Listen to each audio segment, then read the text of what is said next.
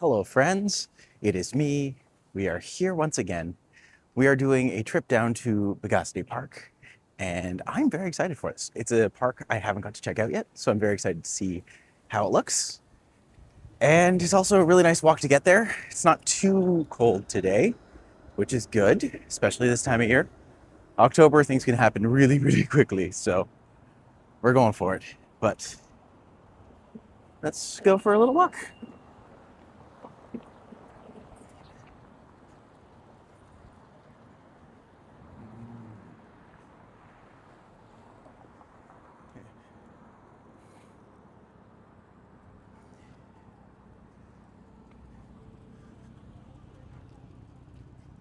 Hey, Timmy. Good to see you. I feel like it's going to be a very busy season for me, which is good. Let me know if there's any issues with the microphone. I dropped it after I did my test, so hopefully it still sounds okay. But if you can hear me now, you should be good. Hopefully you can hear me now. Yay. Okay, good. I'm glad the mic sounds good. All right. Popular location on my videos. This is Allen Gardens, often overlooked. But, oh, Harshot's here. Good to see you, buddy. This is Allen Gardens, one of Toronto's free botanical gardens that you can check out whenever you're here. It is lovely space. Inside's absolutely beautiful if you're ever cold. It's a great place to go inside and warm up. And yeah, if you ever get the chance and you're in the area, let me know, and I will usually just come visit. But everything right now is just like, it's kind of perfect fall weather. The leaves are starting to fall. Everything's changing. Yeah, this is great. This is a bit peak Toronto fall. But the plan is, I'm gonna go down to Biidaasige Park and then should take about an hour to walk down, which I'm just like, yeah, nice long walk. Then I'm gonna go explore the park, and then I'm gonna come back up through Broadview and explore some of that area. And yeah, I'm ready. Also means we're gonna be going through some interesting areas, but hey, that's half the fun of these things. Toronto's diversity is kind of insane in that room.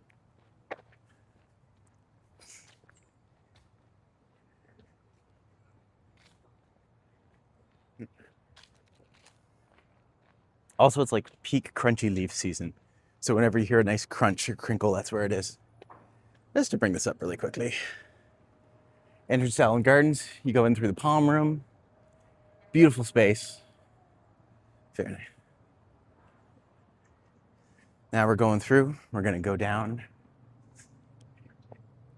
and go from there. Should I eat a Walmart brown frozen butter chicken? I mean, as long as it's not still alive.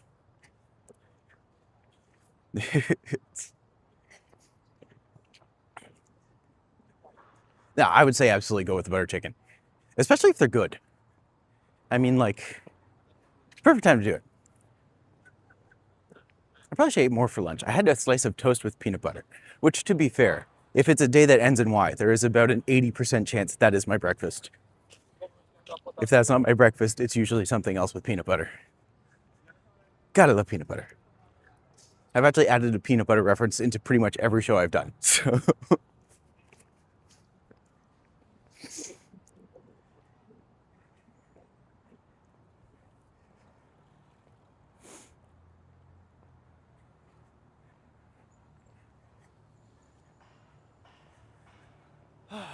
Hopefully y'all are enjoying this beautiful day so far. It is Monday, I believe. I'm wearing a hat. I like peanut butter and margarine sandwich with no crust and margarine on the corners. I think you told me about that. And I was just like, yes, that sounds delicious. But I think the one that I want to try is the Elvis style, which is a fried peanut butter and banana sandwich. So I'm just like, that's like everything I love in one meal. But then I thought about it and I'm just like, no, let's go one thing further, because in my freezer, I have cinnamon raisin bread. I just like cinnamon raisin bread with peanut butter, with a fried peanut butter and banana sandwich. Like, that sounds delightful. Oh, hey, Juanita, good to see you. We're just comparing sandwiches as we walk to Biidaasige Park.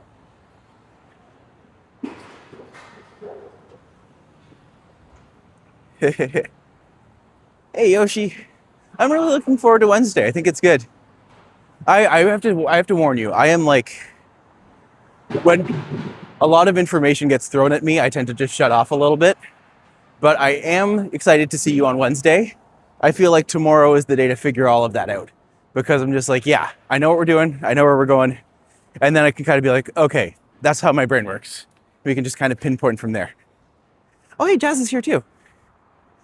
Welcome, welcome. Jazz and Juanita, I forgot. Where are you again?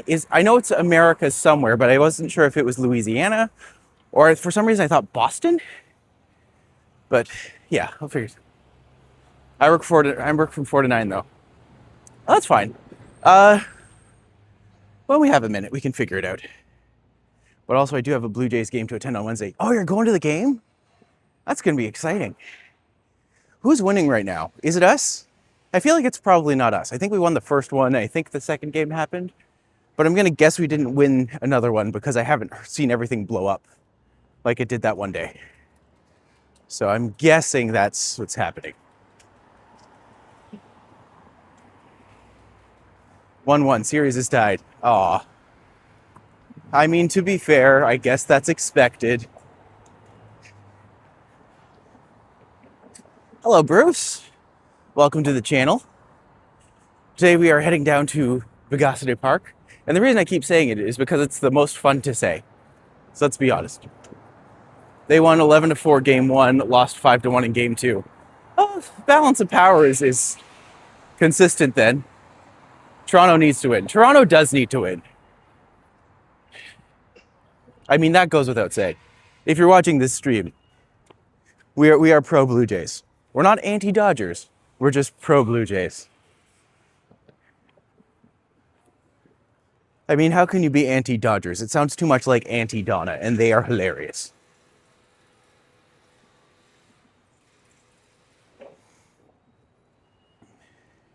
But yeah, there is a beauty of Canada beating America at America's game when all is said and done. In the year of the tariff, as it shall be known.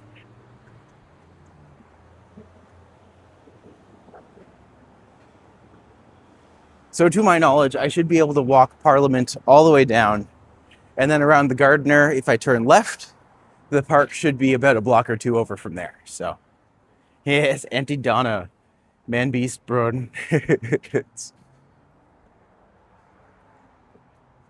See, they are someone who I do not quote often, but I regularly think about.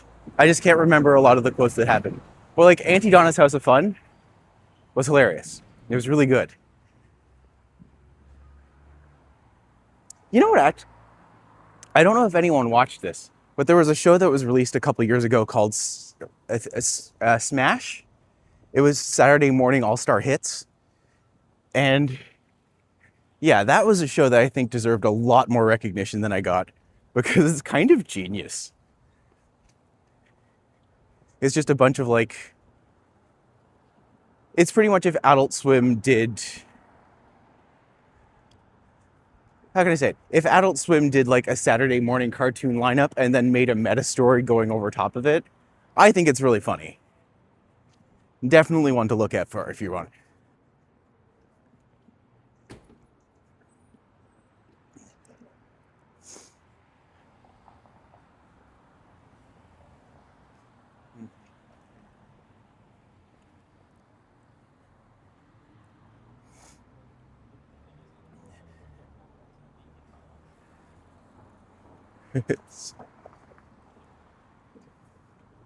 So yeah.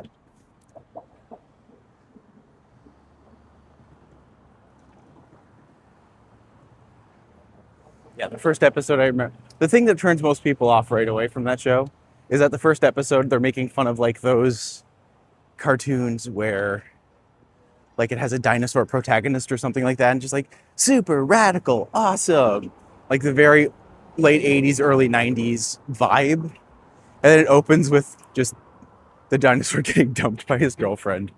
Just like, oh, this is dark, but this is great.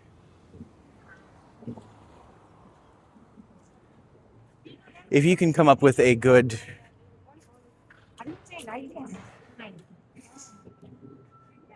underappreciated comedy vibe, by all means drop it in the comments, because I am always interested in new and hilarious works.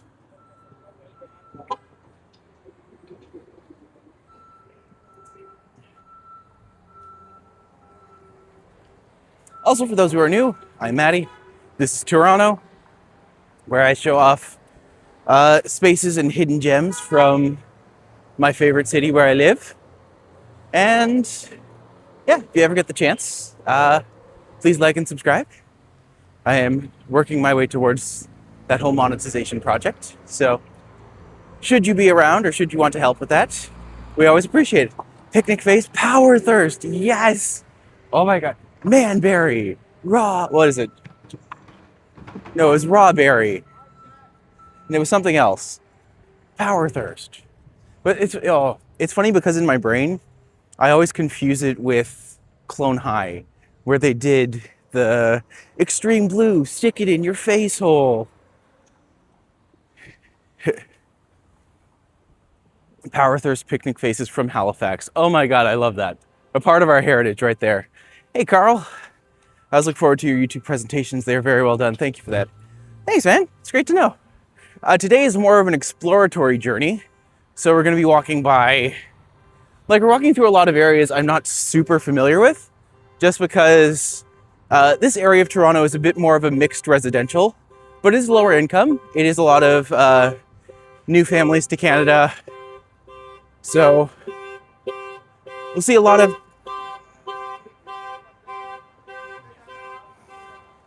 of interesting mixes here. Ooh, I like the Falcon.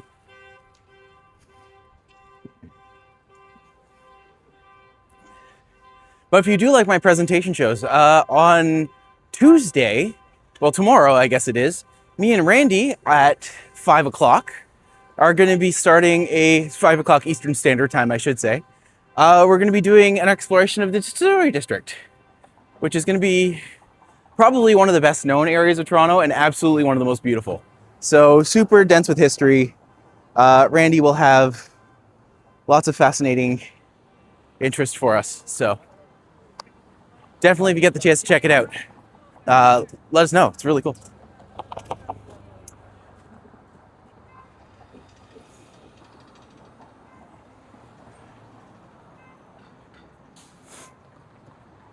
Yeah. We'll say definitely has a chill in the air today. We're watching the forecast for the next couple months. And apparently November through January is going to be polar vortex weather, meaning probably lots of cold and lots of snow. And then after that, we should be moving into a more mild spring, or late winter, early spring. So I hope that holds true. Then again, it is meteorology, so who knows? Anything can happen at any time for no good reason. So as long as that happens, that's all that we can say.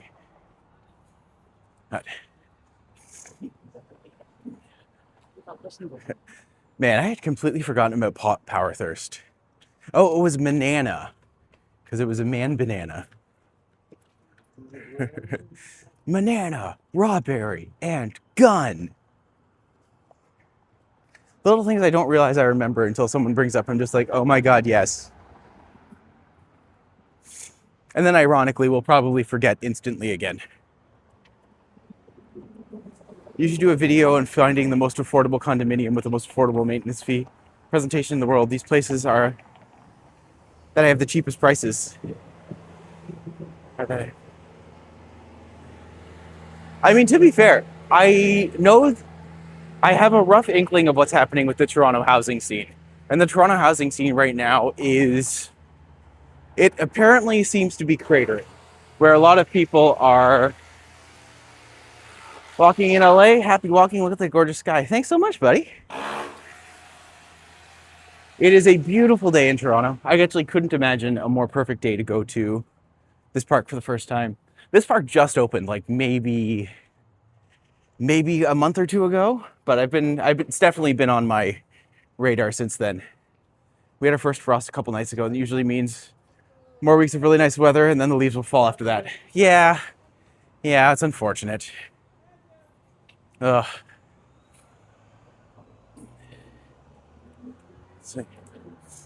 But if you're here today, thanks for joining. Love having new friends here. And yeah, whenever I'm guessing by your channel, if you're ever streaming live, let me know. We always love to, I will find the bell icon. And I usually try to at least pop into a couple different ones every day just to make sure that people are doing okay. Midgie and Adams. Midge Adams. Welcome, Midge. I just subscribed to your channel. Have a great day. Thank you so much. We appreciate having you. Walking in LA 4 to 5 days a week. That's how you do it. I've only been doing this for about 2 months now. And A, really enjoy it. B, I find that the community that's getting built up is super nice, a lot of fun. We have great chats, and we also have a good time getting to show things off. And yeah, Toronto doo-wop music guy. Hello everyone, enjoy this lovely day. It really is great. Is that really live? Anchor. Yes, it is. We are currently on our way down Parliament Street. So hopefully we'll get some interesting views. We are walking through Moss Park, which is kind of one of those areas that's considered a little bit more, shall we say, rugged in Toronto. But yeah, this area isn't quite as noticeable. But if we go over like a street or two, especially Church and Jarvis, definitely some sketchier areas there that we want to look out for. Oh, I actually really like this piece. Looks like it might have been at least partially covered up, but look. Very cool. Oh, wish I could get a little bit better of a view than that, but the area we're going is apparently very pretty, very beautiful, and I'm excited to see it. So, community is the best part. I completely agree. Definitely let me know if you're ever popping in. If you're ever in Toronto, the reason I started this whole channel was because I've worked as a tour guide on foot for the past year. Well, over the past year for a company called City Unscripted. And I realized I wasn't getting any work from them. So I decided I should do this myself. And then my friend Eddie was just like, well, you should actually do this and like work as a walktuber. And I'm just like, well, that sounds like everything I love. So I'm definitely going to do that. And I have. And now this walktubing channel has become like possibly one of my favorite parts of the experience. So, oh.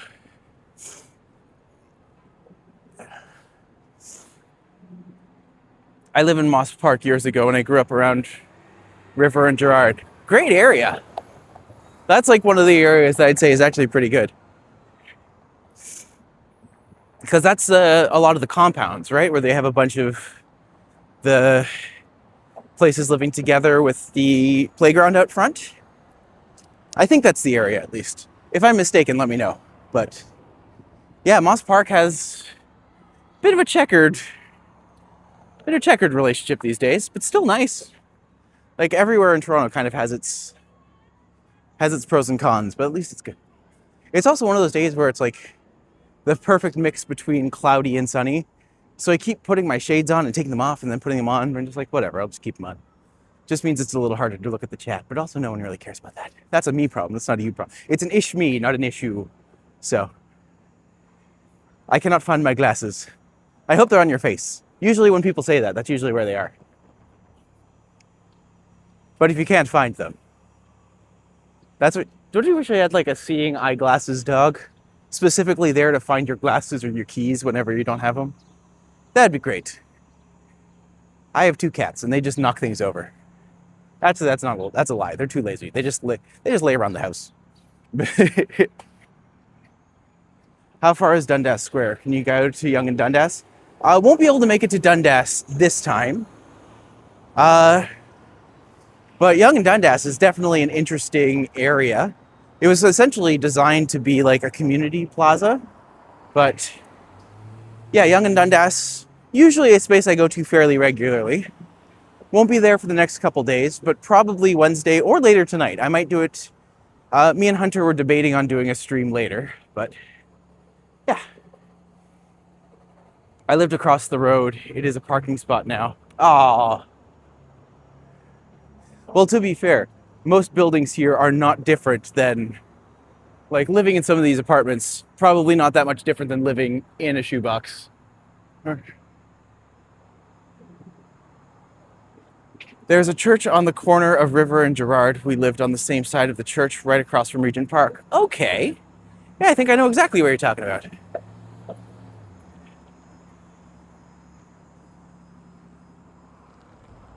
And it's so funny to think, like, 100 years ago, all of this was considered the country because it's just so far away from the downtown core, but it's actually not that far. It's only about 5 minutes. But one thing I really liked about Randy's videos, he's giving me a lot of context about, like, how Toronto grew. And it's like, I think it's really fascinating when you look back on how much of our history happened so quickly. And we have legacy buildings like this. But, like, things we didn't touch on was that there was the Toronto fire in the 1910s that decimated most of the city. And essentially a lot of stuff had to be rebuilt. A lot of things happened very quickly, and yeah. But now they're in the process of, like, redoing all of these areas, and a lot of places here wouldn't be exactly considered heritage, but they're certainly not far from it.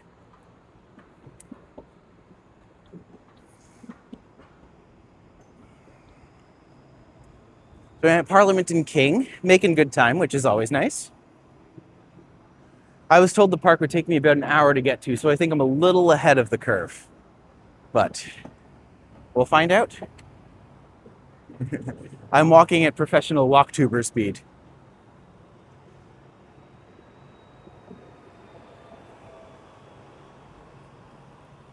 Professional. I'm not professional at anything.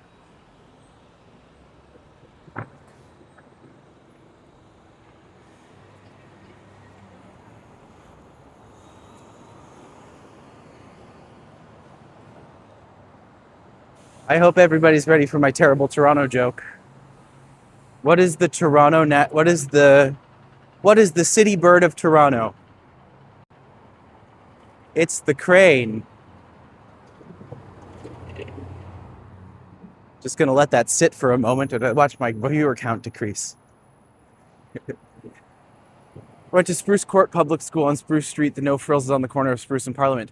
Okay, yeah. I've been to that No Frills multiple times, so I didn't actually know it was a school, but that's interesting. Please don't forget to hit the like button. Thank you all for supporting Maddie. Thanks, Jazz. Oh, you're always so considerate of me. Said the subway lore and history was amazing too. They always have all these pictures of people wearing suits everywhere they went. Thank you for being the single person who appreciates the joke, Richard. Yeah. I make that joke because Toronto right now has more skyscrapers going up than anywhere else in the world. We are quickly becoming, well, that was before the housing bubble burst. At this point, I don't know if people are actually buying anything. But yeah, lots of things happening for sure.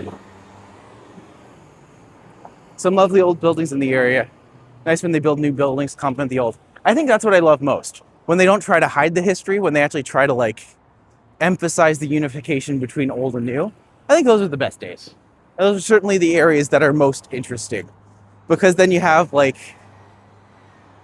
anything that's a combination between history and modernity. I feel like you end up with a nice richer texture and a nice richer flavor of it all. So definitely worth checking out for sure. Oh. So just to give you an idea, this whole section here will be a part of the Ontario line. The Ontario line is the first subway that Toronto has built since the 80s or 70s. It's the first entirely new line. They've built extensions over the past 15 years or so, but they haven't done a lot to relieve the pressure downtown, and this is going to be one of the first attempts to do that. So it's a major step in the right direction, and something that we as Torontonians are very excited for. So I just hope that it's not one and done. We need a lot more public transit infrastructure to happen very quickly, especially if they want to get as many new people moving into the city as we can. But we're working things out. One of these days, the Eglinton Crosstown might actually open. For those who don't know, that's also another Toronto joke. But fair. I imagine living right downtown can be fun. It gets a bad rap. See, here's the thing. You live downtown, it's actually safer. You are more connected to a lot of the resources that you need constantly. It's a great atmosphere. So, yeah, I prefer living downtown. I actually went, I think it was in Edmonton. While I was there doing the Fringe Festival, I remember I was assigned to a building that was so far out into the suburbs that it actually gave me anxiety to not live within the city. So I was just like, that's something that I very much had to change. Just like, no, not working for me. We are doing something else. I love when developers build with glass casements on existing old buildings. I think that's really cool. Randy pointed that out in one of the new buildings that when he did the deep dive into the village, right outside they have a building that was once a gathering place. And yeah, they ended up doing this really beautiful facade in glass that had an etching of the building on top of it. It's really nice. Next time I'm in the area, I'll make sure to point that out for people. For those who don't know, this is the Distillery District. This is literally where I'm coming tomorrow with Randy. So if you're nearby, come say hello. If you are not, come tune in. Should be a good day. Randy is so knowledgeable and so great at actually communicating parts about Toronto that you didn't even know. So definitely recommend him. I found my glasses. They were on the carpet. See, these are the important questions that I want to know. Where were the glasses? Who destroyed the glasses? Who shot Mr. Burns? Those kind of questions. But yeah, give you guys a peek of what's happening tomorrow. And explore all of that. Maybe even get inside. I actually haven't checked out a lot of the artist lofts in there for years and years. I'd like to. They have some really interesting spaces in there. No more frozen butter chickens, so I must order DoorDash. You and the DoorDash. Gosh, you must spend so much money on takeout. I don't mean that in a judgy way. I'm just like, God damn, wow. I wish I could do that. Life would be so much easier. Burns suits look in Burns suits. Burns suits look in Burns suit. I get the DoorDash deal. Okay, that makes more sense. But yeah, here's ridiculous. Like, to order McDonald's, you're looking at like $15 delivery fees just to get like a quarter pounder meal. I'm just like, that's more than the meal. That's ridiculous. Who does that? I guess enough people, because I mean, they're still technically in business. $8 for 12 sushi rolls. I mean, okay, yeah, come on. That's fantastic. Do that for sure. Across from New City Hall, an entire street and designed into a mall interior. Several banks and shops are inside now. Yeah, I know what you're talking. Yes. I know the area you're discussing. Great area. Actually, around the New City Hall, if you look on the cross, I think it's the TD building, has this giant dynamic screen that's just constantly playing visuals. But the visuals are so clear, they almost look 3D, and it's really something.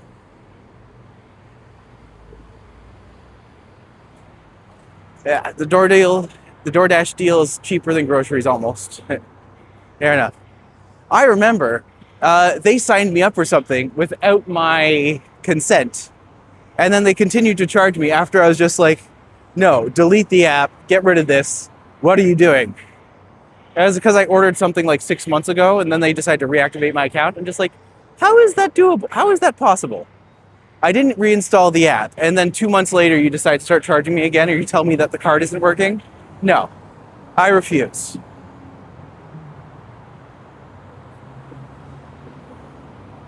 As you can see, this area, not the most glamorous.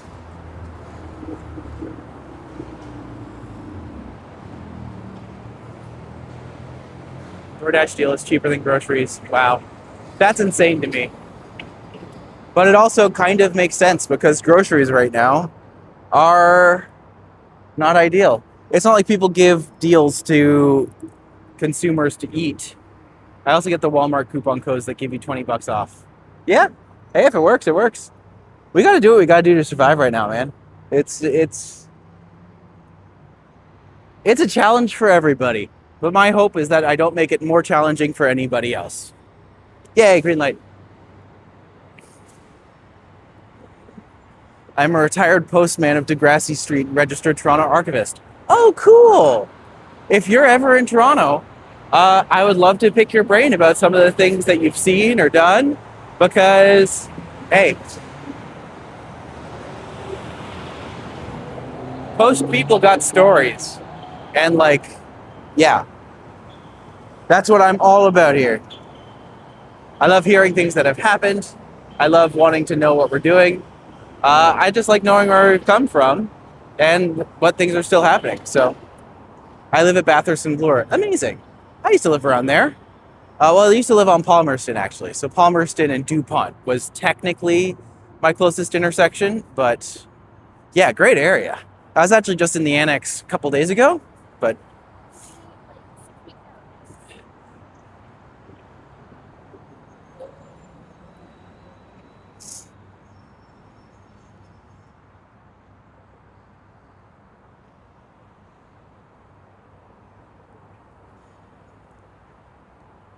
Toronto Blue Jays playing tonight? Yes, they are. Last I heard, we were at 1-1. That was a couple minutes ago, so I assume nothing's changed since then. But go birds, as they say, I guess. Well, welcome, Michael. Last time I actually stayed in Toronto overnight was in like 2011. When I went to a Pure Ponage thing, do you remember them? Does Boom Headshot mean anything to you? Oh, man. They were ridiculous. They were fun, though. So I have to admit, this way is the way I get to the park. Asterisk, I think. We're going to find out together. FPS Doug was there. I'll be honest, he's kind of the only thing I remember from that show. But I do remember, oh man, there was a lot of like early meme things that I got very into. I was obsessed with Rebecca Mays for like a year and a half while she was still a thing. I was at some theater, I think on Bloor Street. Probably Hot Docs Theater. That would be my guess. But yeah.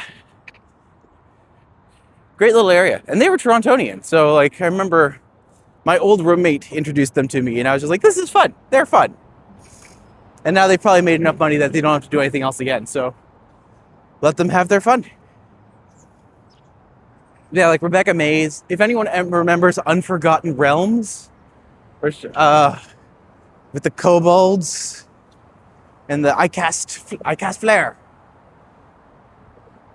All these silly things that like were far better than they had any right to be. But also just charming AF because it's the early days. The early days, sometimes I miss the early days with the internet when people could just make things and it would catch on because it was new and fresh and interesting.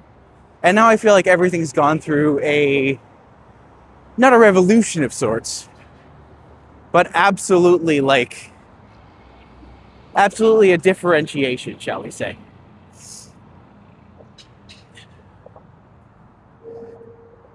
I will ask the chat something here really quickly. I'm doing walk tubing and streaming from here. But in January, I've always done this project where, to raise money for my Fringe Festival tours, I paint myself, because I'm a body painter, I would paint myself every day that I raised $100 for, and every day I raised $100, I would paint myself for another day. And I'm wondering if that's something that people would enjoy me streaming on here as well. But yeah, I don't know. I do miss the old internet before there were only like 5 sites that mattered. It's true.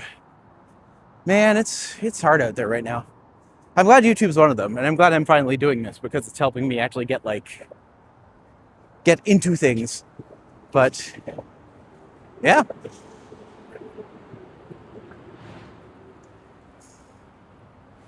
All right, this is Cherry Street.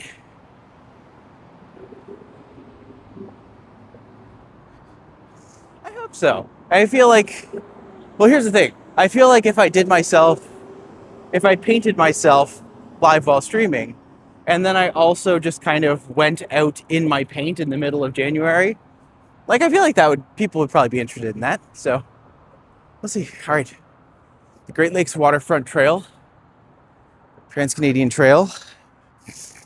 All right, this is my first time in this area, so I'm actually very excited to see what they've done with it.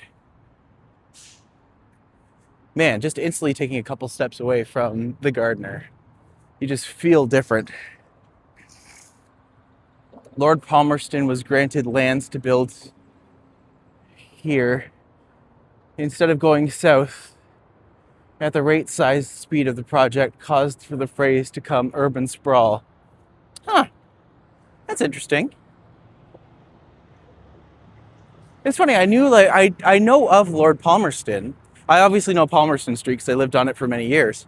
But it's like, I don't think I know anything about him or the story. I'm gonna have to look that up. But I've been so excited about these bridges even. I'm just like, they just look so nice and clean and fancy. And look at this, a designated bike lane with a grass section between them. Planned implementation of mobile transit on a grand scale. That's beautiful. That's brilliant. Here in Toronto the Good.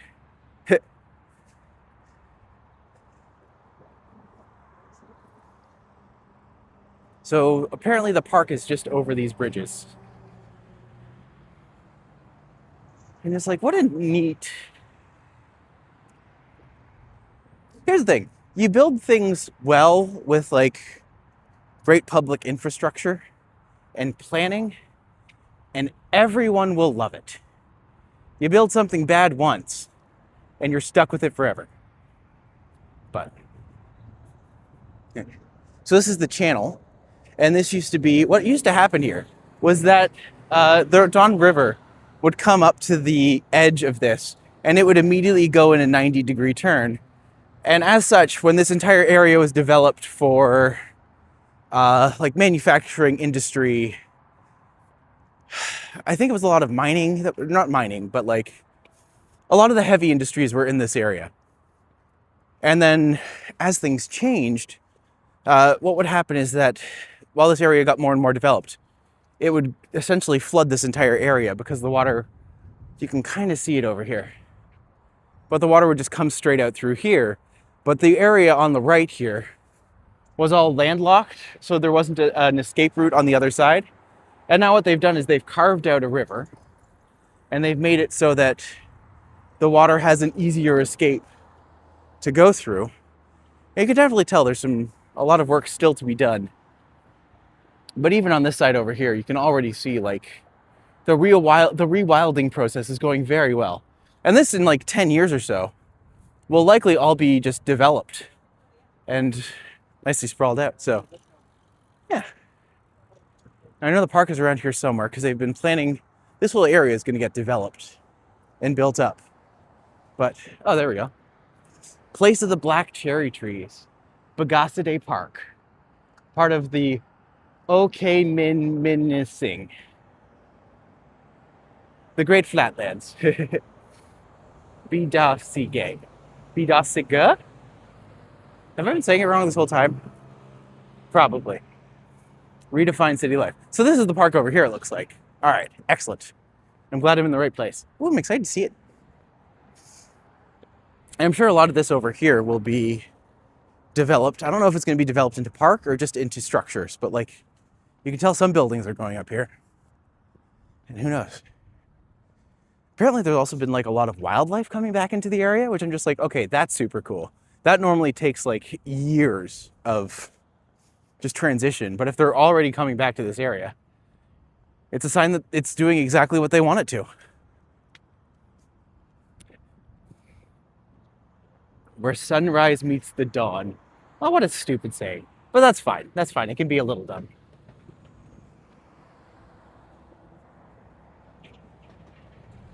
You can kayak. Sunlight shining towards us. 50 meters ahead, turn left at Commissioner Street. I mean, they know what we're after. But I like how it's kind of just like, turn left at the only street that's around you. I will say, apparently there's zip lines. And apparently the zip lines are for children only. So if I get the chance, I am absolutely going on the zip lines. I know what you guys want.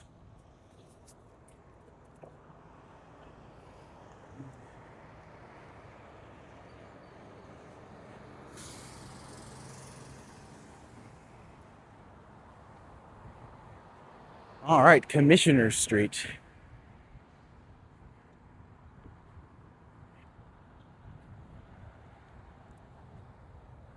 I will say, this did not take an hour to get to.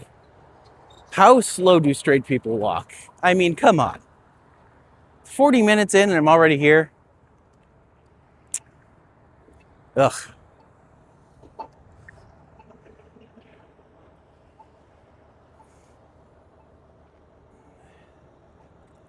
All right.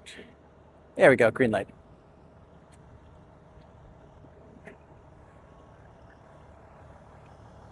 Early advanced green for the pedestrians. Excellent. It looks like this area here is going to be more... It's actually probably a good time to come into the area before all of the people come with the construction. But yeah, I chose this time specifically because I wanted to do a time where less children around, less people around, so we get more time into the space. And also it just gives us a chance to check it out more vividly. So yeah.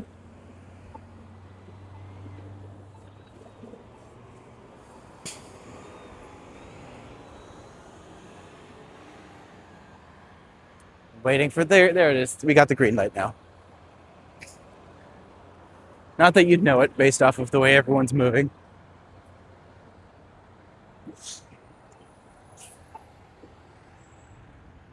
Oh, the burn suit thing was from the One Who Shot Mr. Burns episode where Wiggum has a dream with Lisa telling him to check Burns' suit. Oh, yes.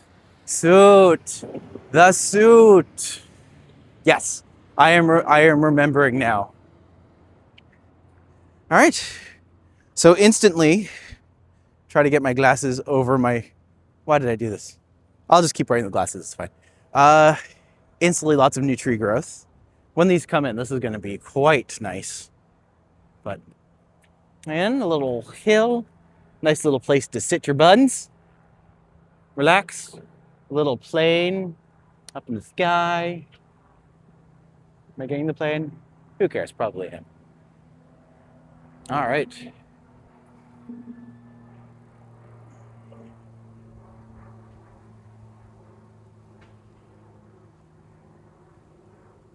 So this is, I'm guessing, stairs that go back up onto the ledge. Check out this. Active construction site, so they're still working on a lot of things over here, but this is also a new bridge. The park will be nice in the summer, I imagine. To be fair, it's going to be gorgeous. Like, even just coming out here and looking at this, I'm just like, oh man, this is already stunning. Soon you will have a mighty hump. So, oh, wow. It's like, instantly you can see all of this water would have been coming out through that spillage zone earlier. And just like, I knew it was a lot, but I don't think I realized it was quite...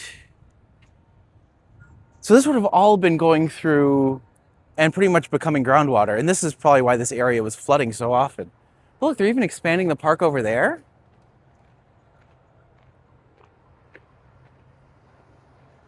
This is really nice.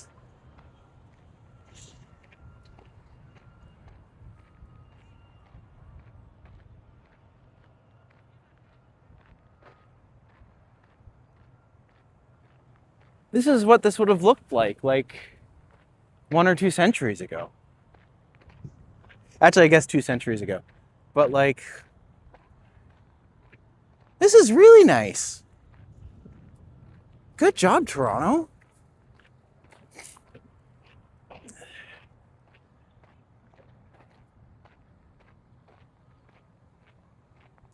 Just cattails everywhere. Man, you're right. Like come spring next year, I'm absolutely coming back here. I want to see like the flowers are just going to explode and you can just tell. Like, look at that. Oh, how pretty.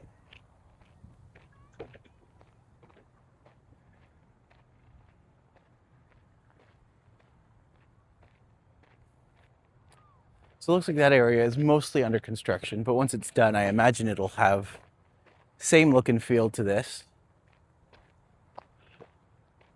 Lots to see and do, that's for sure. You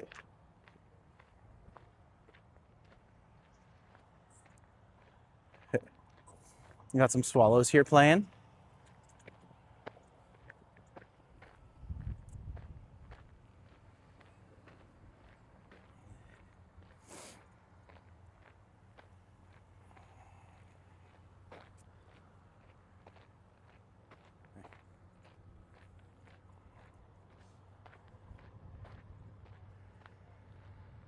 Bridge that heads over. I imagine when that side's more developed, it's going to be more interesting to see, but still really cool. 66 now, but as a child, I came here with my father. It was so industrial then. We came across a wind harp. Wind harp? Huh. I wonder what that is.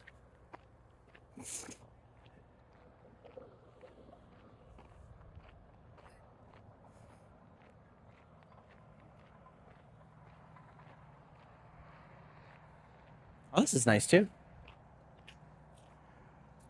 A section that goes right up to, I guess we can call this a river now because it is. You can go right up to this. This is going to be great for dogs. I've heard of a wind harp, but I've never seen one.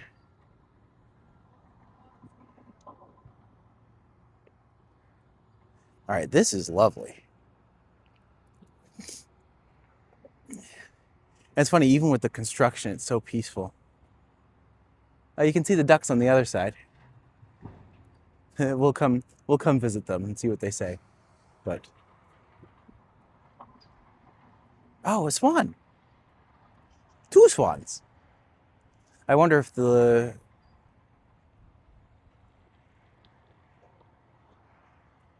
don't stay for the winter, do they? Maybe. One of the many rivers. Toronto has so many trails. Many are great for community biking. Hi, Kenny. Welcome. Yeah. It's a really great... Oh, 4 swans!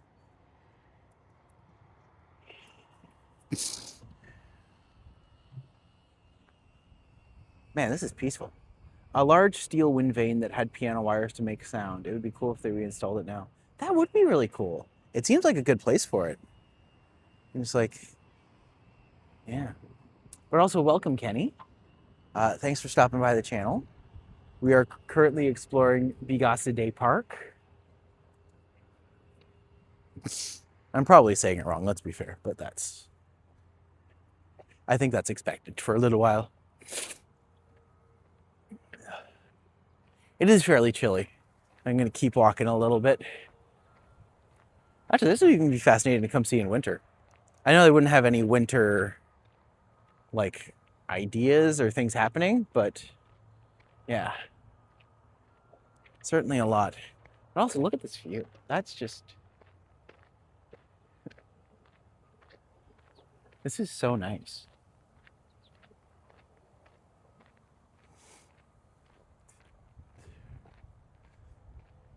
But yeah, this whole river part over here, they've literally carved it out over years to essentially allow the Don to flood back into the lake in a more organic way. And as a result, now it has all these natural bends, and it's just really beautiful here. This whole area feels very natural, funny enough. But in winter, I shall be hibernating. That's the one thing I kind of thought about the other day. I'm just like, wait a minute. I started this walk channel up in, September. It still felt like summer. And it's rapidly starting to feel like fall. And there's that part of me is just like, I've committed to doing this often. There's a part of me in my head where I'm just like, oh no. Oh no, what do I do now? Beautiful parks. Do they keep it open for winter? I imagine so. This is also like one of the first times well, this is literally the first season this is open. It just opened like maybe a couple days ago, but let's see. This is the Badlands Playground. Snowy Owl Theater, Swing Hill, Badlands Basin. I imagine this way is kind of how you would go out. The Beltline Trail is a good one that I used to go a lot on bicycle. Where I live now, we have trails that are groomed in winter for snowmobiles. That's wonderful. I come from North Bay, so we used to have like, snowmobiles are absolutely a thing. We're just like, yeah, absolutely. Okay, definitely not as busy, but you can see the zip line up there. That's really cool. I would have loved to have had a park that did zip lines as a kid. Actually, I'm pretty sure it's just adults using it. Let's be fair. I absolutely had the intention of doing that as well. So, I've never been on a skidoo. I have to be honest, I never have either. I've actually only been in like an ATV once or twice, but yeah. Looks like this is like I guess a 3-person swing. Yeah. I do think it's funny. It's nothing but like adults over there on the zip line. A zip line over there too. This is great. Just whenever I see kids around, I want to give them privacy. But yeah, this is quite something. I know this is only like one of the parks around here. So try to go through. Been on Fort Lear once as well. My friend owned one. See, that'd be nice. I feel like that'd be a really nice area to go. But like, look at all these areas. Kids could just go in and like explore all these tunnels and stuff. Been a snowmobile a few times. It's a lot like riding a motorcycle. That's good. I imagine that they have a similar mechanic, right? This looks like a little sand area. I wonder if all of these are just like tied into the same park idea. So this is all technically one park, but just different parts of the park. I don't know. But absolutely, like, look at this. I used to love doing this so much as a kid, where you would like try to like, the way you accidentally find out about water flow. You're just like, oh yeah. But they actually have like these pump buckets they can use and then just like divert water. I don't know why that's one of the most fascinating things for kids to do, but I absolutely used to do that all the time. More swings over here.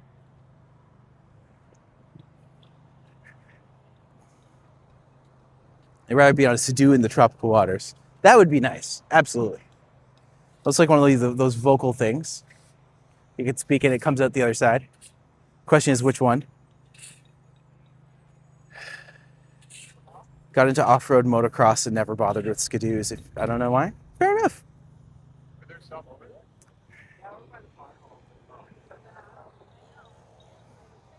But yeah, everything's fairly connected. Kind of just come over to the swings. It's nice just to see like the sheer amount of wood. Let's go get lost, Leona! That's it. This space here, I know that the I know you can climb up and check out the eyes, which I think is cool. But also just what they've done down here. I mean, this is charming AF. This is literally, you can go up there and do a little show and like just have a bunch of people watch. That's so cute. I'm gonna go on the other side, see if I can get a good view of it. See. I also hate hockey. Fair enough. Dangerous words in Canada, I guess. But that's. I also recently had the chance to get to ride on the PS Trillium Ferry. Watched all the workings on the lower decks as we went from Center Island back to Ferry Terminal. That's. Oh my God! Actually, it's like a step right out into the theater. You could do like a show here. It wouldn't be a big show, but I'm just like. Absolutely could. What a cool little space. And it has those little wind chimes you can use. You could have like upstairs. You could do Romeo and Juliet here. You could. It wouldn't be a fancy production by any means, but like absolutely could. Nice spongy ground, wood chips everywhere. This could be like, this could absolutely be one of my favorite little parks I've seen. That's so cute. We also recently had the chance to get a ride on the oh yes, yes. Lower deck as we went from the tower. It'd be cool actually. I wonder if maybe I can talk to one of the ferry drivers to be like, hey, can I come aboard you like one of your ships one day and you guys can give me a tour of like under the ferry? So I feel like that would be interesting. Especially in winter where you can just kind of get away with doing a little bit more like inside. This is really neat. I actually just climbed up like some of the little areas here.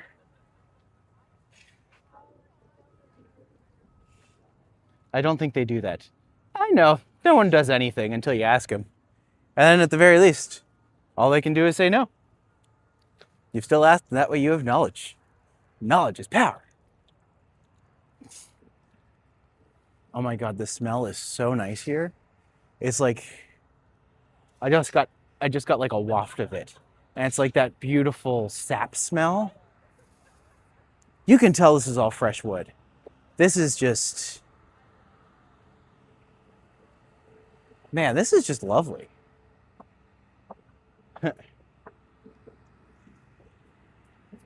There's like so many areas just here. What a neat playground. Like just how cool. How absolutely cool.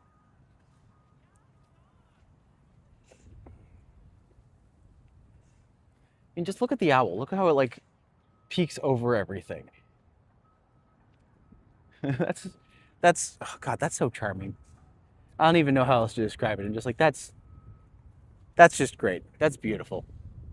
Good job, Toronto. Good job. Looks like there's more stuff over there, so that might be the other part that I should be seeing.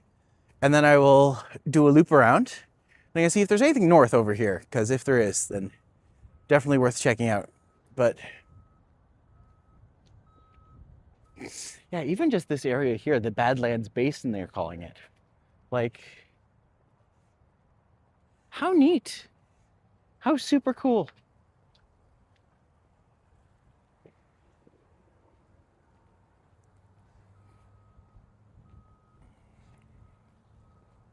Can I go over there? Maybe. Maybe. I might have to go around this way, it looks like. The Great Badlands. I love that oxymoron. It's like great politician. As a kid, I was surprised by the rumbling noises under deck of the ferry when it did reverse thrust the dock to slow down. Yeah.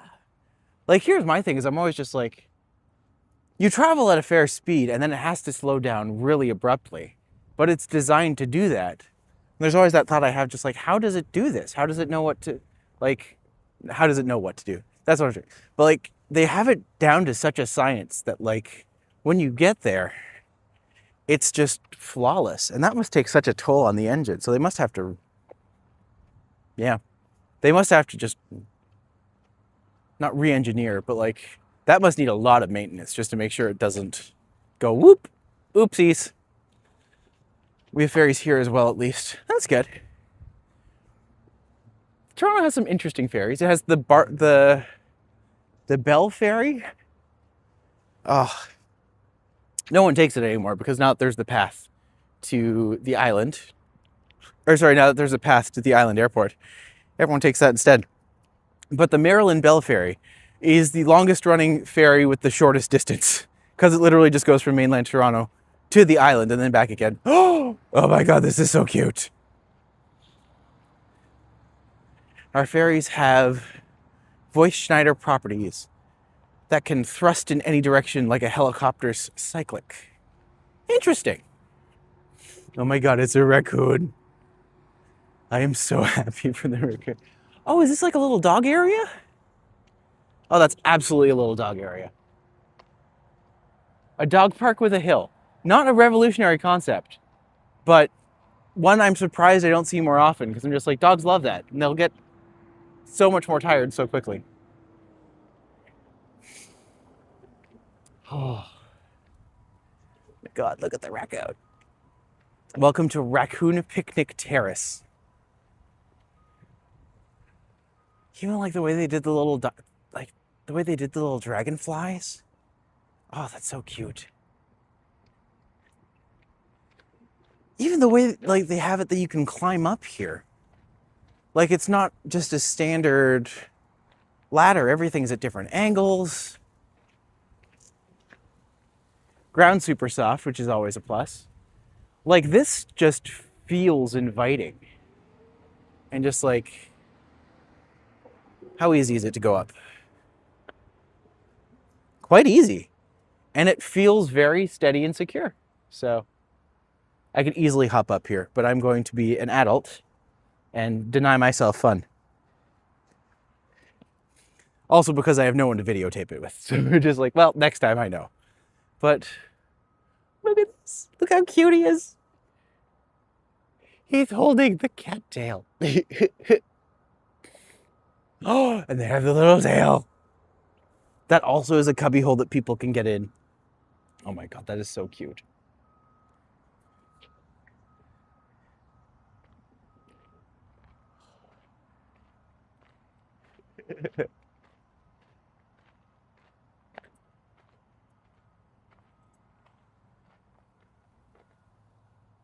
That's so well done.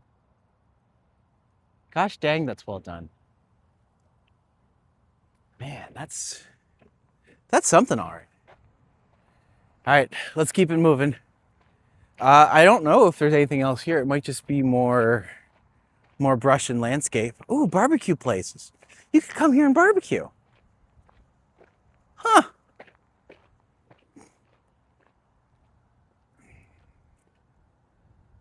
Another barbecue pit and another barbecue pit.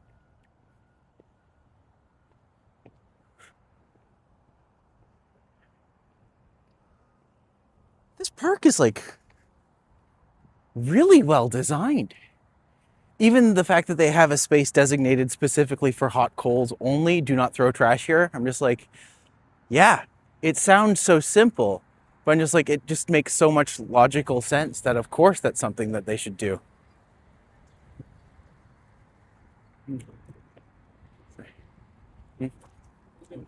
Morning.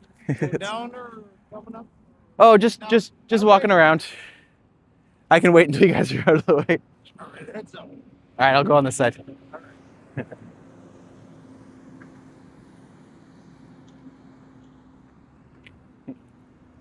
Nice that gentleman to warn me. Literally just being like, there's a truck coming. I'm just like, all right, I'll come on this side. I hope this isn't like an exit or anything. Maybe it is. We'll find out. If it is, we'll just double back and go in.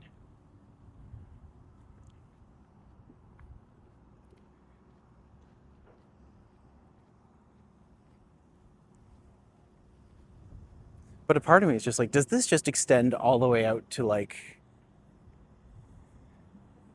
I can just take this bridge and go over and then swoop right back up.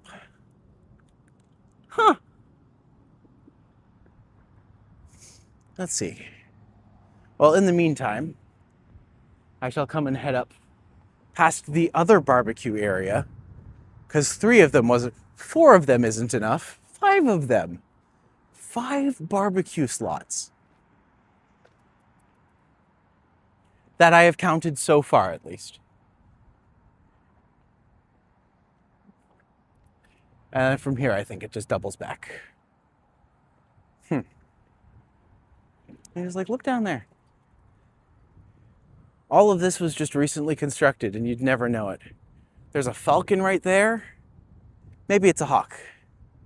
Maybe it's an eagle. Let me know if you can see it. It's just right by the smokestack right now.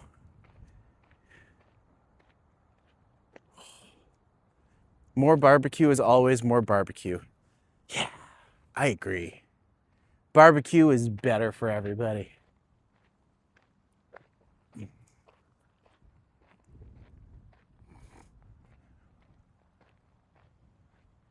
Did you bring the mustard? That just reminds me of Buffy the Vampire Slayer, where they have that one episode where everyone's a musical. There's that one musical number which is like, got the mustard out. They've got the mustard out. Yes, that is where my brain goes.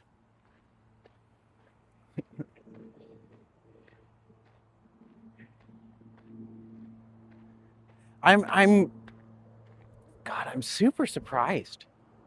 Like, this is legitimately beautiful and absolutely magnificent. I am so impressed with what they've done over here. And now I'm just like, well, I gotta explore further. I can't this can't just end with me going around again. But a part of me is just like, you know what? Screw it. Let's go around again. I'm the boss of me. Did you watch Mona the Vampire? I did not watch Mona the Vampire. I don't know what that is, actually.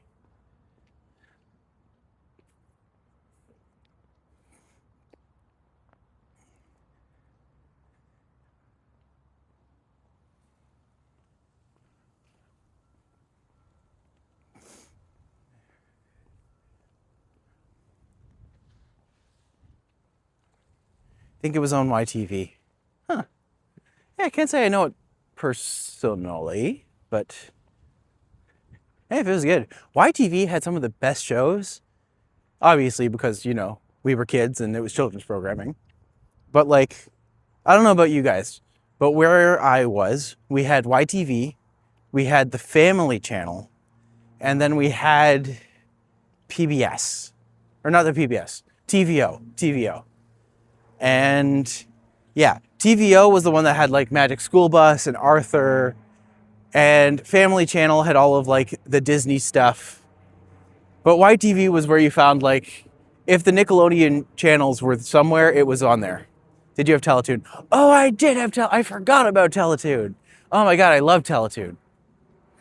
Teletoon was where I got my love of Clone High. And if only for that reason,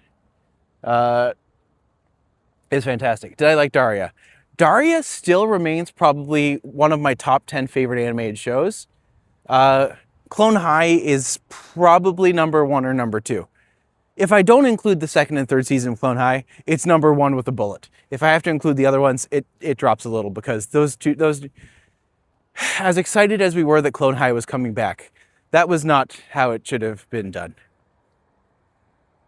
A moment of silence for what Clone High could have been.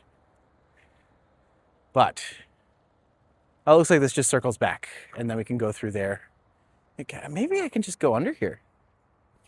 I like anything Mike Judge makes. Mike Judge is the one who did King of the Hill, I think. But yeah, I think the series that is sniped number 1 in my brain has to be Futurama. I think Futurama is just such a well done show. Really, really well written. And the new season was like the closest as it's been to the classic. Oh, look at all the ducks. All of the ducks. You're standing on my neck. La la. People don't like if you reference Daria while you're playing volleyball. I'm just gonna let that joke sit there for a moment and let the 2 people who understand it get it. Those who don't, that's fine. Okay. Yeah, that makes sense. I will say, I know that Beavis and Butthead came back. I don't know if they did anything with it, because I didn't hear much about it. But then again, a lot of the cartoon revivals, I feel, got done a little dirty, where they're just like, they're coming back, and everyone's just like, okay, why? But, ooh, this is like...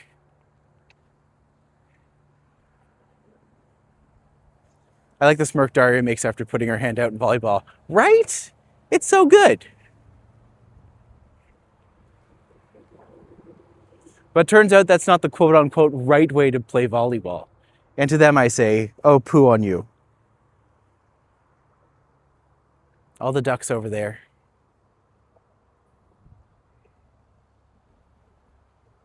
This is really nice. They did a great job on this park. Like, this is beautiful. Even just like the style of the bridge is very solar punk. And I know we were talking about this last night, but I'm just like, man, the more of that I see, the more I just get hope that maybe the world's not a complete trash fire. I mean, it isn't. It is, but it isn't. The world's what you make it, and you could always make it better. Love this park. I'm hoping to kayak next summer. Oh, that would be so much fun. Yeah, do it. I mean, you could do it now, but you might regret it a little. But this whole place is like set up that you can go right up to the water and just go in.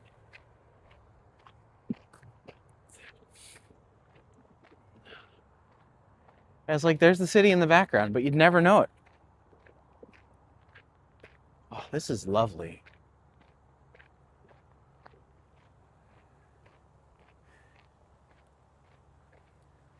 I feel like I should do a walk around of this park, but just have the microphone on my feet so that when I'm walking, you just get like the ASMR of like the wind rustling or the leaves rustling or the footsteps on the gravel. If you want that, let me know. We'll make it happen. But yeah, kayaking here would be beautiful. I think that maybe they'll make it so you can go all the way up and around. I think it's possible. But yeah, solar punk I think is now my favorite style of punk. I used to love steampunk. Actually, my next book, the one that comes out in like 2 weeks, that's a steampunk book. And that's all about like, yeah, that's a steampunk book. So that's coming out soon. I am happy to report that Tall Cup of Joe, my book that was released earlier this month, has 0 reviews, but has now been pirated over 500 times. So it's like, well, that's great. ASMR, yes. That'd be fun. I wonder if I could like shoot 2 things at once. Maybe if I had, what's her name? Maybe she could teach me how she does it. She has like a multiple setup where it's just like, yeah, just like arms and arms on her gimbal with like 5 different devices, all of whom are talking to her at the same time. I don't know if they would let boats and kayaks and wildlife preservations. I don't know. I kind of think that that's like a point of this park though, is that there's a specific area here that you can come and do that. So, I don't know. I am spoiled because this walk has been absolutely lovely. And I haven't even seen all the park. And like the whole park's not even done being built yet. It's kind of insane.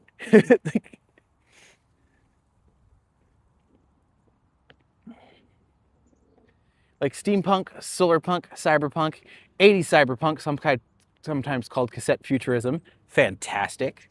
Diesel punk, the only one I don't like for some reason is atom punk. For some reason, kind of like Fallout, I think.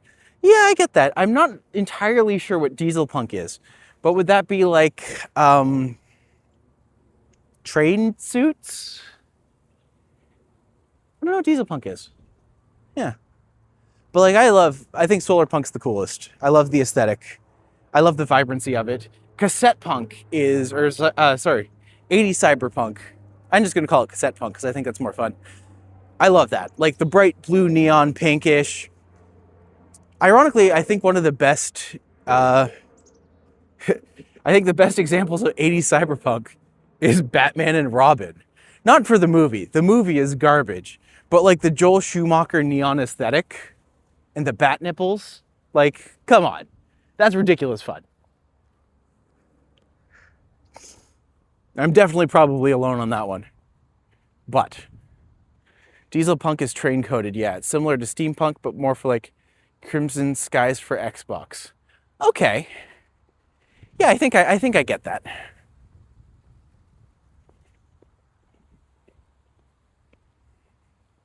This is a little detail, but I'm actually kind of excited that, kind of happy about it, is because they don't have a path on this side going up to the street, meaning that any animals who come by here will be stopped by the wall and the fence.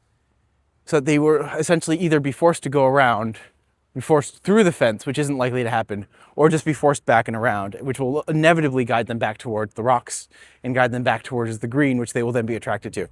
Very smartly done. I like 80s cyberpunk a lot too, the big CRTs and VHS tapes. Oh yeah, very cool aesthetics. I love this talk about aesthetics. It's just fun and different and neat.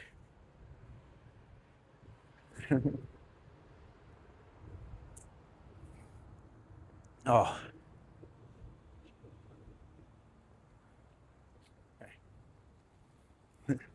All the new growth trees coming in. It's our friend again. Go. I mean, this is great.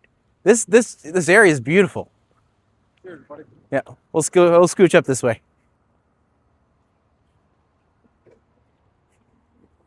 Oh.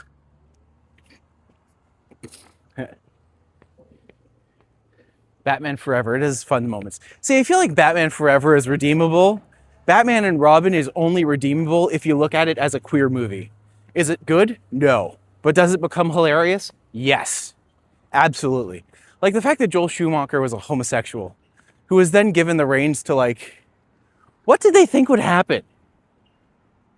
Like,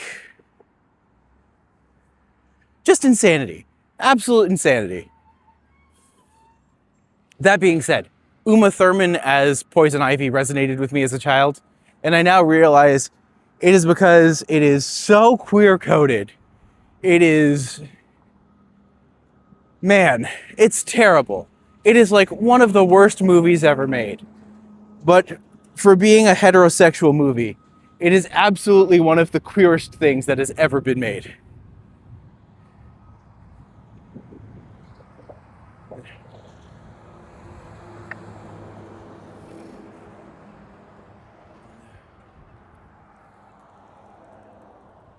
All right, so I'm going to cut across here and find out what's on the other side of this. I hope it is a way to get up to Broadview and then scooch up from there, but I'm not entirely sure, so we'll find out.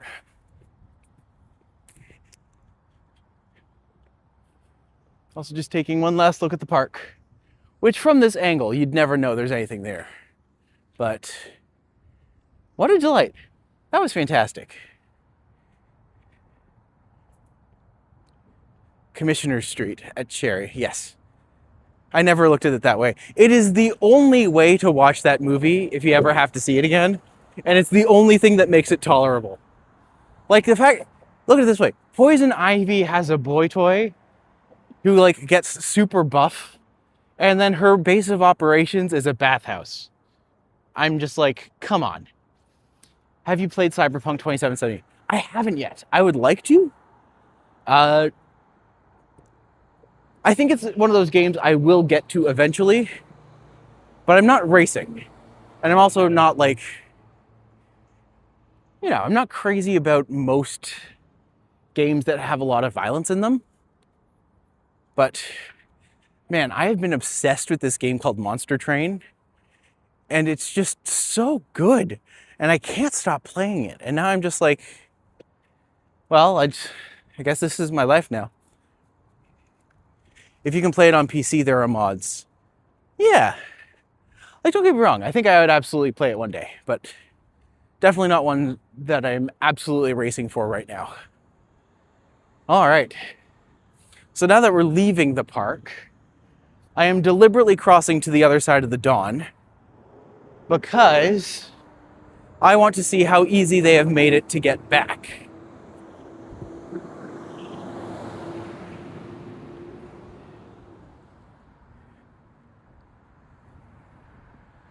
I mean, like, getting here is one thing.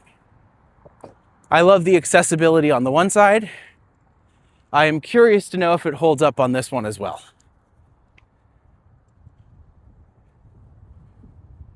Battery is still good. Yeah, I feel semi-confident in this. Not crazy about the fact that this side is already walled off, but hopefully that's just... Nope, that goes straight across. All right. Well, let's go to the other side and see where it goes from there.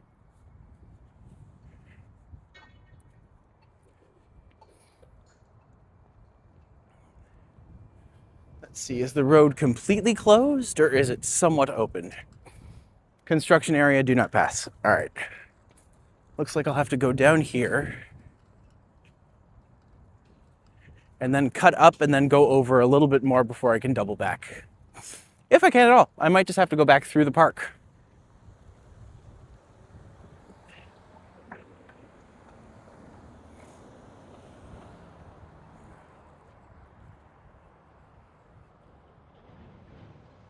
We are now truly becoming urban explorers.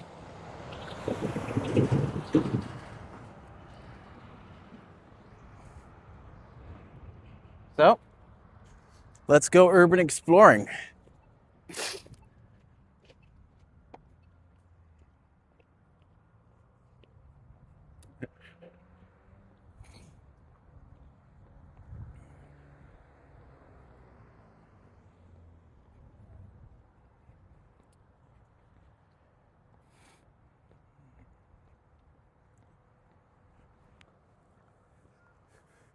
I do love these fields.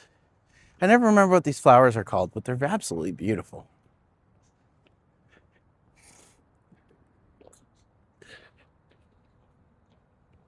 So yeah, I will say trip here, easier than it looks like the trip back will be. But mind you, I'm going a completely different way. Be careful of moats. Good to know. This is Pinewood Studios. If anyone knows, this is a very famous filming location in Toronto. I believe this is where Guillermo del Toro films a lot of his stuff. So you see this in a lot of his movies or a lot of his TV shows that he films. There is a purple Cybertruck there, which I believe is just a travesty towards nature and man. That being said, I like the color. I'm just like, does anyone like Cybertrucks still? Certainly not in Toronto. But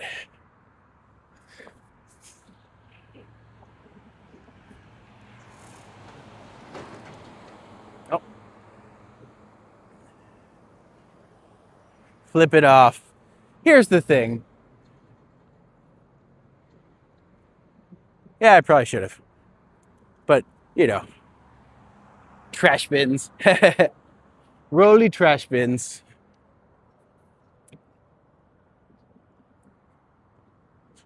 All right, let's see. What street is this? This is Salter Street? Shooter Street? Salter. Looks like this is Salter. I have a few friends who are SAG-AFTRA members in the Toronto area. But they have been there at least once. Yeah. I will say, I am also a Toronto ACTRA member, which has gotten me very little work over the past 15 years I've had it, but I also haven't been doing much with it, to be fair. It's only recently that I've decided to get back into acting, and yeah. I mean, for a while there, I actually got out of it specifically because I was in... Sorry, I got out of it specifically because I was doing... Well, I was married to someone, and they were very aggressively, like, they didn't want me doing things that didn't bring money in reliably, so... Oh, hey! Mickey Tour is here, aka Rob. My new friend who we went to Brickworks together with Austin. He was delightful. Rob was fine too.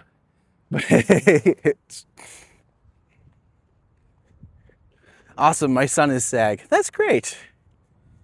If they're ever filming in Toronto, you let me know and I will make sure that they are connected with the community here. But look at that. Certainly a distance away. Rob, I will say, if you ever get the chance to come down here, this park is spectacular. Absolutely beautiful. Really, really lovely.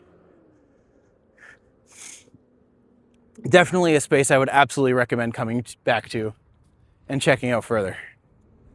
But yeah. Now I play the game of how do I get back? It's an interesting game.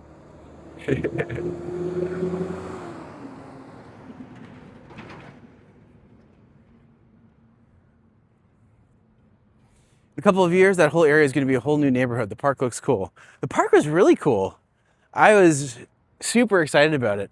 And also even just seeing how they've engineered the river to kind of go around and actually have like this lovely, like it feels so dynamic, so organic, you'd never know that they had recarved it. Like it's truly spectacular. And then once this actually becomes like a full-blown neighborhood, like really, really nice stuff. If you are in the chat, be sure to check out Rob's channel. It's at Mickey Tour.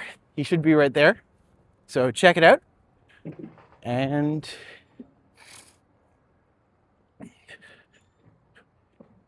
does lots of different walking tours. He actually goes over similar trails at different times of year, which is absolutely fascinating. So definitely check it out. Some really cool stuff on there. Villiers Street. So I think from here, Lakeshore ahead. Yeah, I don't know if I want to walk down Lakeshore because I'm pretty sure that's just the highway. But judging by the construction up here, I might not get a choice. I wouldn't be surprised if at some point they're just like, you gotta go around and go down the other side and just like, ah, gosh dang it. Which, you know, if that's what needs to be done, that's what needs to be done. But I am hopeful not. I am definitely in an industrial zone right now. So pedestrian comfort and safety is not the #1 priority. But also,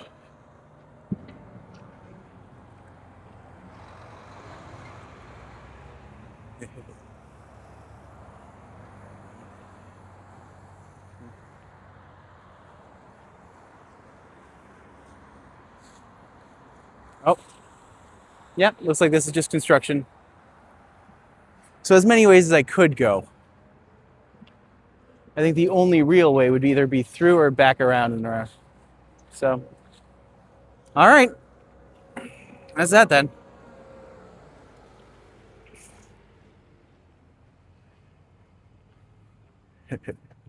Left, west.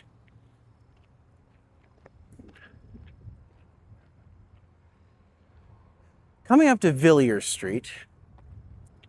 I wonder if this goes through. Because if it does, I might. But yeah, the gentleman over there kindly pointed me around. So I'm just like, all right, well, I guess that's fair. Don't know what she's doing, but get on the bus. Oh, the bus is down right now. So that's a non-starter. Villiers Street's closed off.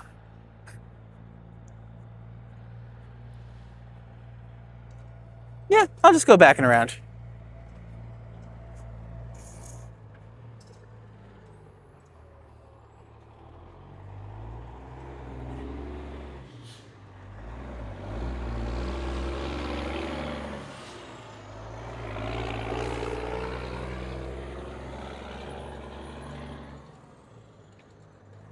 I mean, is it truly a live stream with me if I don't get turned around at some point and end up way off base for like an extended period of time?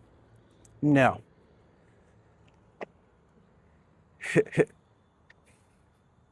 You know what? I'll just say I wanted to get a good view of Pinewood Studios and then wanted to take a turn around and then see construction of the new highways. We'll pretend this was deliberate and that I just did not go. If you went west on Lakeshore, it meets Don Roadway. Yeah. See, I could have gone west, but they kind of pointed, they were just like, you should really go back because they're doing all kinds of construction on the sidewalk. So that's fine. I'll just walk back. It didn't take too long to get here. It shouldn't take too long to get back.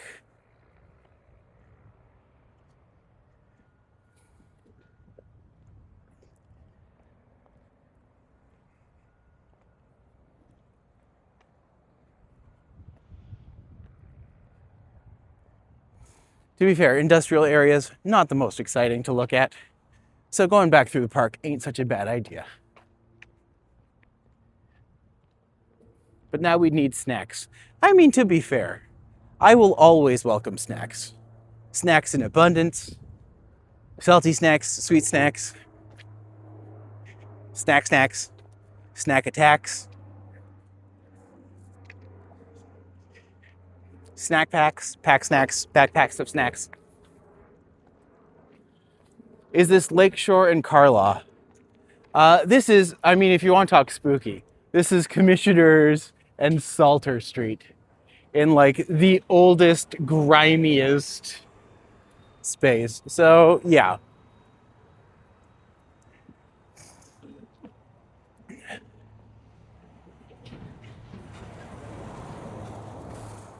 All right, let's cut across here. Oh.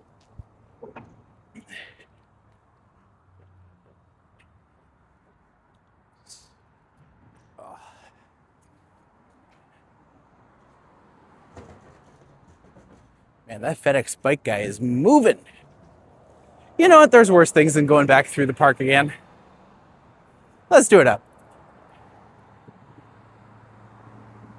This was nature's way of saying, you know what? You enjoyed the park. Go back and do the final loop and then exit. And just like, yeah, that sounds right. Also, welcome Diet Pepsi. Good to have you in the stream. Welcome for the chat. If you are new here, I started this channel as an attempt to essentially reach out to people who might be interested in touring Toronto. So I have private tours that you can book with me any time of the week. You can find all the information for that on my Viator and TripAdvisor. Links are in the bio below, so check them out. And if you ever have any questions with things, don't be afraid to let us know. But in the meantime, we are going to head back. We're going to go up through, I mean, I initially said Broadview, but I'm just like, I'm pretty sure we're probably not even going to get there. We're just going to end up randomly some other street and then going up. Let's have the fun.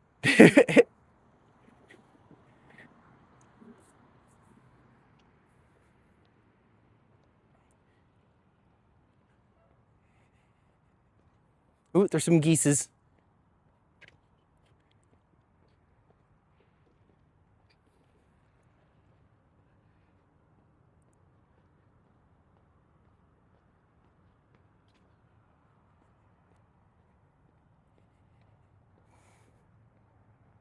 Yeah, I don't know why I went to the hellscape. I should have just gone back.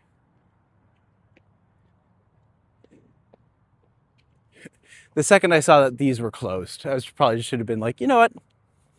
Maybe not the right move. At least it's nice. Like, it's definitely warmed up. Not just because I'm wearing like multiple layers, but let's take another look through the park. This area is all going to be developed further for sure as well. But for right now, we're getting a beautiful peek of what this will be. Ooh, big geese.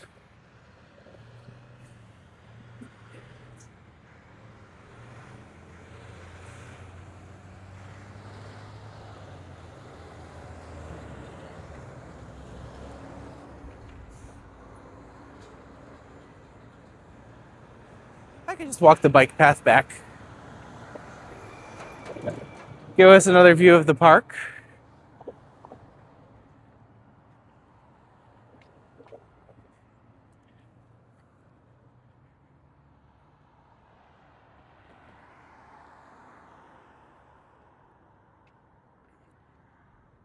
Yeah, definitely not sunny anymore, unfortunately, but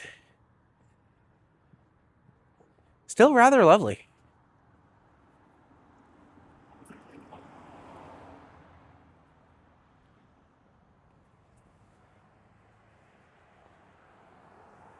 Oh, there's the gentleman who I kept running into earlier. Man, there must be so many of us with our little cameras coming through being like, oh my God, it's so pretty. And they're just like, get out of my space. I need to work harder. And all I have to say for that for them is good for them. They're doing great work.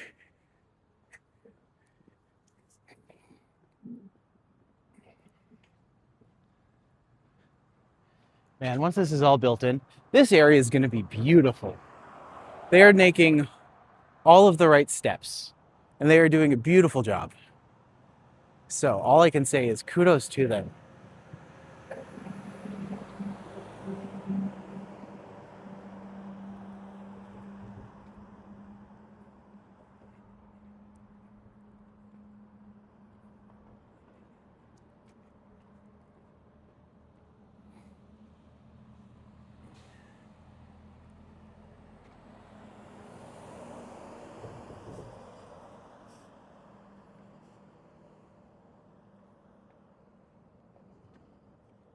So funny, you can even see the infrastructure on the other side of the river where all of the new stuff will go. So it's all really well thought out.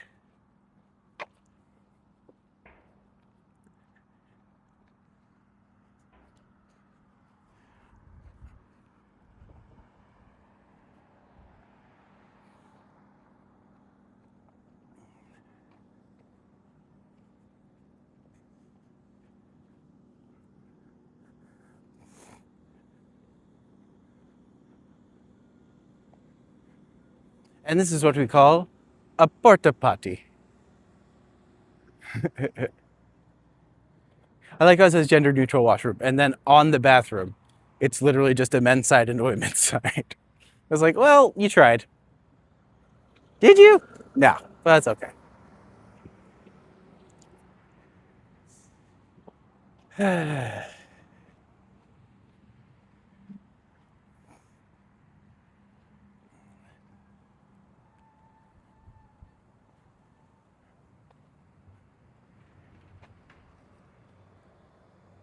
We're gonna walk by the raccoon again. By the way, Toronto, you seem more aware, alert, and informational about Old Toronto than Ken, Johnny, Henry cared to be. Thanks for just being here. I've lived in Toronto my whole life. I don't know if I'm more aware or alert. I just like to take an idea or a perspective where I'm just like, if I find something out, I want to share it. And if there's something I don't know, I just kind of have the mind that wants to discover things. So I just like sharing, and I like people having context about like, why are these things the things that are important, or why are these the things that are different? And because I guess because I'm a tour guide, like I want to show the things that make people excited to come here. I want people to understand Toronto. I want to be able to share my experiences and be like, this is why I think this is important. This is what I like. And if I like this, maybe you will too. Okay, if there's no kids here this time, I am absolutely riding the zip lines. Don't tell anybody. Oh, there's people. I mean, I still might. Let's be fair.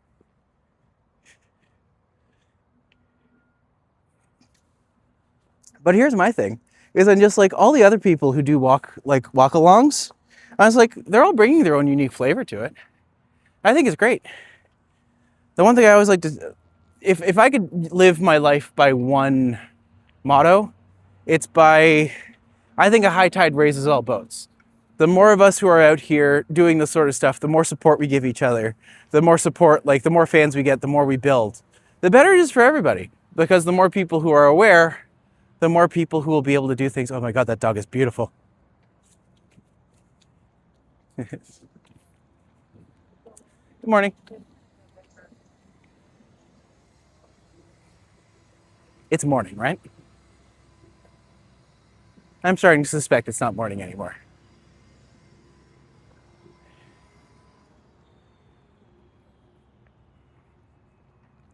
Oh, crap, there's still people here. But maybe I can get away with it. Don't tell anybody. Oh no, there's children. Shucks. If I had one more person here to hold the camera, that'd make everything better. My God, the city tour buses are coming out here now? In my brain, that's kind of crazy to think about, but makes sense. Oh my God, I didn't catch this before, but like, look what's on top of in the Badlands area. They have little beaver cutouts. Man, beavers are actually like, they are probably the most important keystone species in the world. Because where beavers are, essentially ecosystems entirely flourish around them. Like if you watch any of the documentaries on YouTube about it, there are so many instances of like an animal being reintroduced to a space and having such a positive impact on the entire ecosystem. And beavers are absolutely one of them. Because wherever beavers are, they will dam up the water, which will cause the ground around it to be more fertile, which will bring more animals in, which will then make things better for everyone involved.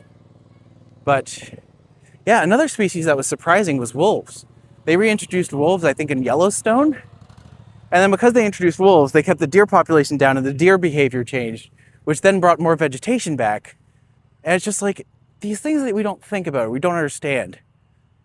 It's like if we have like one part that can, I don't know.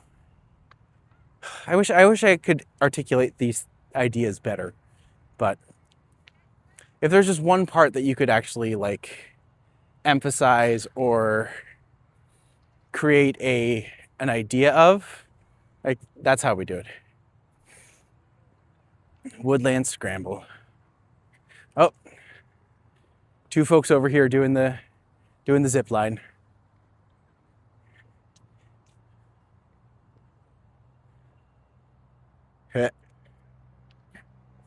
Go for it, friend.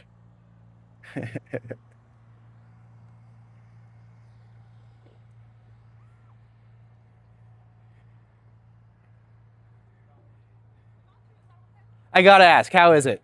Oh, it's fun. It's. I mean, if you insist. Yes. All right. All right. Let's see if I can do this with. All right.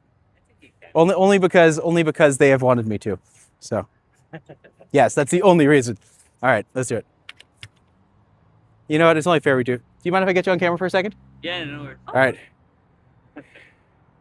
These are new random friends. They are here to attest to the fact that this is happening. This is 300 of your closest friends. So, Yay. all right, let's do it. All right.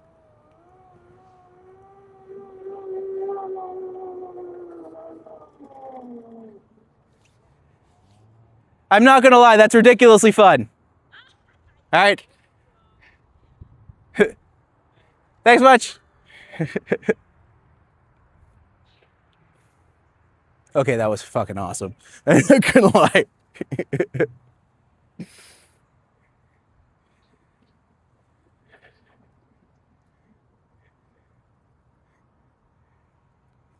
Oh, welcome, Danielle.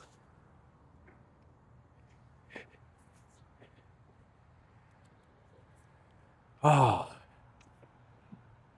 Yeah. When you're in the park, I don't care how old you are, do the zip line.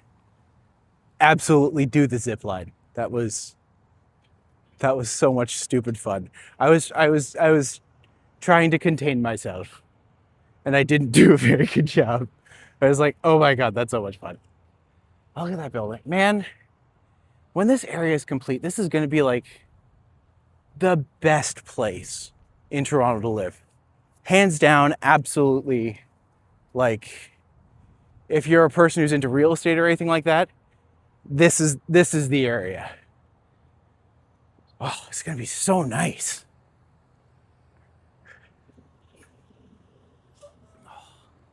What a treat. I mean, what an absolute treat. All right. Well, now we actually start the venture back. And so if it took less than an hour to get here, theoretically, less than an hour to get back, should theoretically have enough battery for that. But we're gonna find out together, as a family. Gosh, that was ridiculous.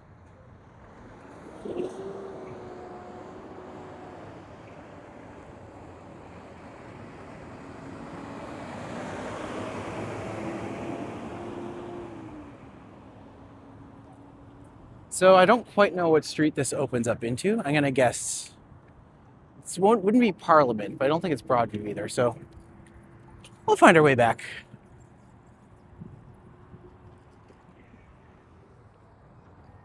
Oh yeah, it's almost 3 o'clock. It's definitely not morning anymore. Oh.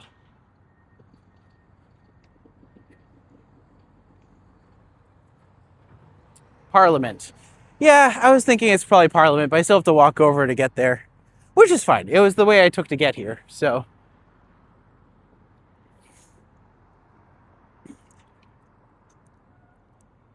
I was just like, I don't mind repeating routes, but if I can go like somewhere else, I usually like to show off a little bit more, but that's still nice though. This is actually probably as warm as today is gonna get, and it's certainly not, it ain't balmy, but it ain't frigid, so. I've got a sweater on. I've got sweatpants on. I've got socks on my feet. A good combination. I'm also supposed to go swimming tonight because every day they have, like every Monday, they have a swim meet at our local community center. So it's always good to go for the free swim, but yeah, should be nice. Oh, hey, Brad. Good to see you. You are literally just, you're missing me leaving you're essentially getting me leaving the park instead of actually showing the park off at this point. But man, what a beautiful space. I'm definitely going to come back here at some point. I like how they're trying to like, perfect place for a skyline selfie. And it's like, is it? Just like, that's not a great view. You want skyline selfie, you go the other side. You go east end of Toronto. Because then you get the CN Tower nice in view. And it's not being blocked off by a million other things. If you just want buildings, sure. But, you know, certainly not the best, I would say. Have they made this bridge exclusively walk traffic? If so, that's cool. No, this is going to be the LRT lane. So this is where they're going to put the subway in on this side. Oh my God, it's so smart. It's so well designed. I'm just like,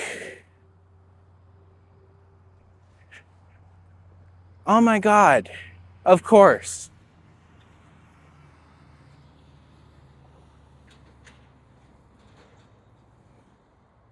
When this LRT lane comes in, man, it's going to completely transform so much of Toronto. Like, look at this. I won't be able to do this when it's open, obviously, but even just the bridge is nice. They do a good job of it. It's also open. This is lovely. This is great. It's so small. This could be like one of my new favorite areas of Toronto. It's just so smartly done. This is right up there with the island. Ironic that both of them are like water-based areas.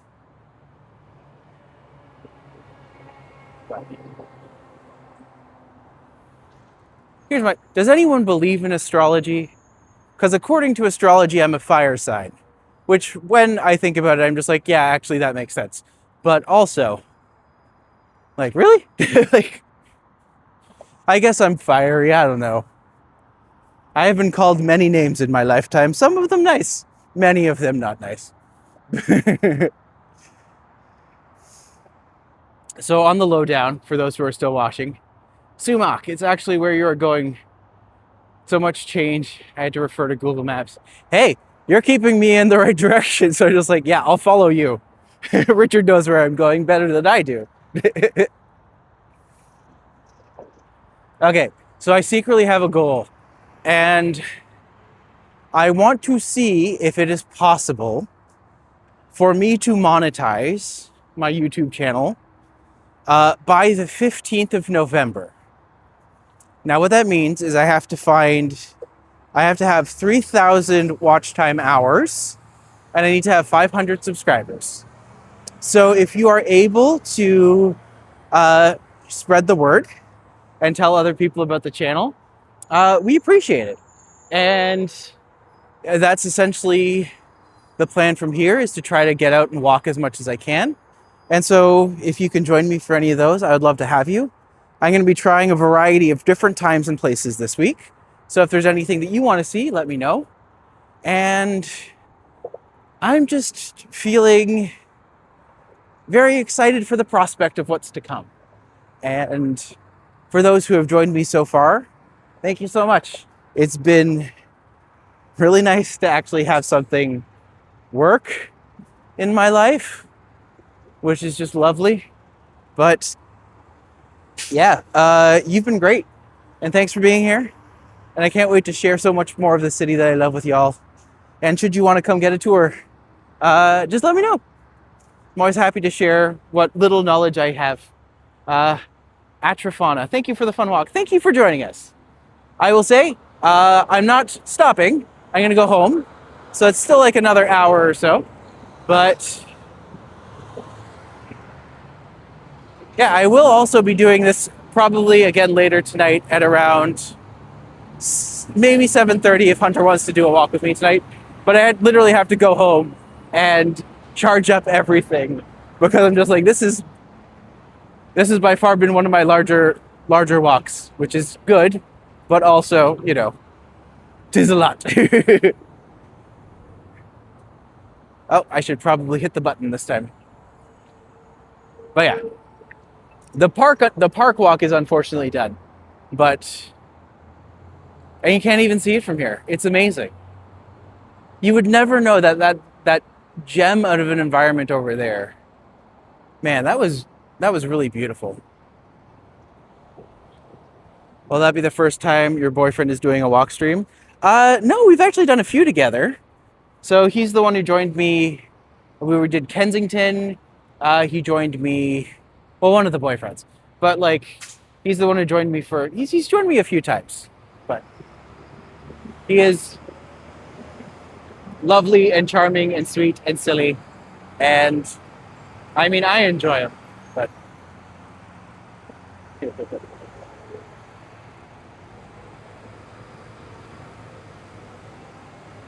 Must have missed that one. I think I did one with him on Saturday night as well. So, no, Saturday night? Yeah, Saturday night. So I did, or Friday night? Friday night. I did one with him on Friday night. Because Saturday night we had a party that we went to. And then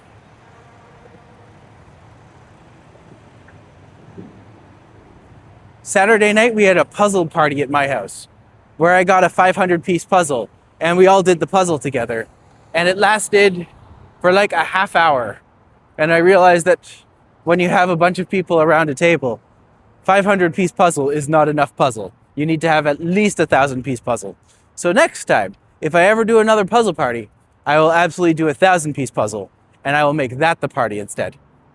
If you've ever done a puzzle party, let me know. If you've ever done like an unusual party, I'm curious to know what some people have done for like their events. So, yeah.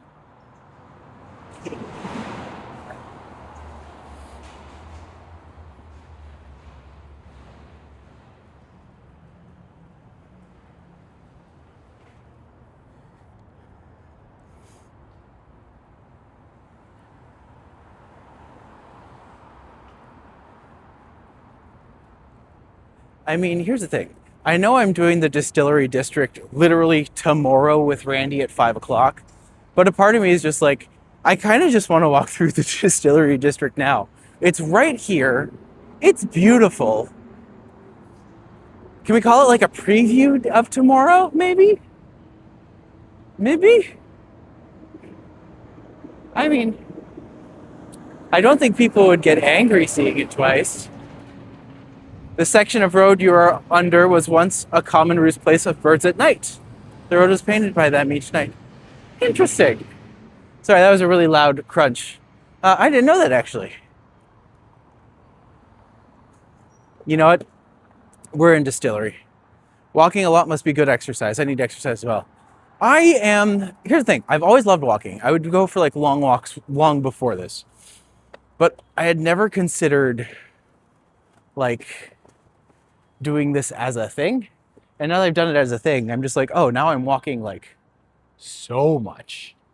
But it's been great. All right, I'm going through Distillery District. This is the Soul Pepper Theater. It is the third most, I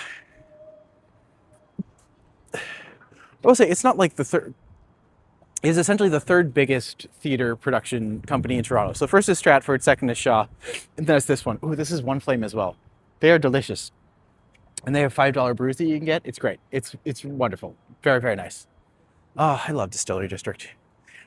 Tomorrow, Randy's going to tell us all about this. Like he has, you know, he's going to go deep. He always goes deep. He has like these super interesting and engaging morsels about everything that happens. So, yeah.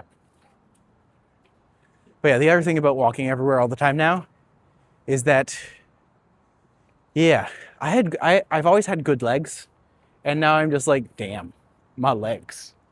I got like, I'm not saying model legs, but I'm just like, if Captain America is America's ass, then we know what I got. My Uncle Pete worked here in the 60s. Nice. I'm actually really excited because, see, having Randy beforehand, like Randy's just the bits of knowledge he has and the planning he has when he goes and investigates a place is just fantastic. He is so intelligent and so smart about how he picks out his knowledge basins. So I'm going to see if Eddie wants to join us tomorrow. I can't guarantee he will. But me and Randy are starting tomorrow at 5 here. And it'll be nice, actually. I was on my feet all day as a postman. Get over that.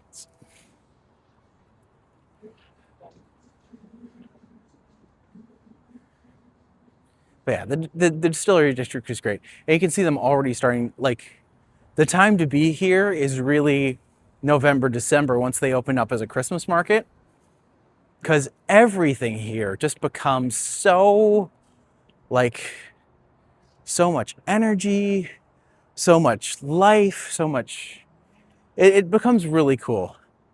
And they just do a really good job of showing all kinds of different areas. So I'm really curious to know what knowledge he has for everything. And you know he's going to show us some of the great stuff. But the idea is to hopefully get this, like, coming before the Christmas market. And then once the Christmas market starts, there will be a day where we'll come here, maybe with Randy, maybe without. But there will be a day where we come here and just kind of explore further. So it's really great. Ooh, Feuerwag. Okay, one of my goals in life is to one day have a set of Feuerwag shoes. Hunter, who I'm actually going to be going with tonight, he has like 8 pairs of Feuerwags, and they all just look beautiful. It's just, they're ridiculously cool shoes. And as someone who walks everywhere now, I have the means to show them off nicely. I also have really tiny feet for my size, which is funny because, like, I grew up dancing, so I always used to say, oh, they're dancers' feet. And just like, oh, they actually, like, legitimately are. But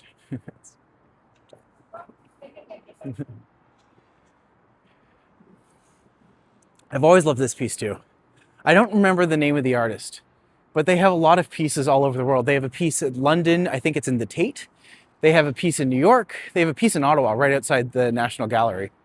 I don't think they're a Canadian artist, but just like their structure, like their sculpture style is just so interesting. Like I love the obvious influence of like spiders and spores and like all of them, but just a great balance between intrigue and terror almost. But I like how they wrapped it in holly this time. But yeah, everyone's rapidly approaching the Christmas season, so we can't escape that, that's for sure. Oh. Well, thanks for being here, guys. I'm gonna take the park walk home, where essentially we're walking along the Esplanade, because I've actually never shown the Esplanade off. So that's in this video. If you came here to like see the Broadview part of this, you're gonna be sorely disappointed, because this is like absolutely the opposite of that, because we're going in a completely different direction. But yeah, get to see where we go from here. Then of course the Heart Arch, the Harch, if you will. Also, just like a lot of the galleries here, absolutely stunning. Like some of the coolest furniture, some of the coolest art you'll find in the city, you'll find right here.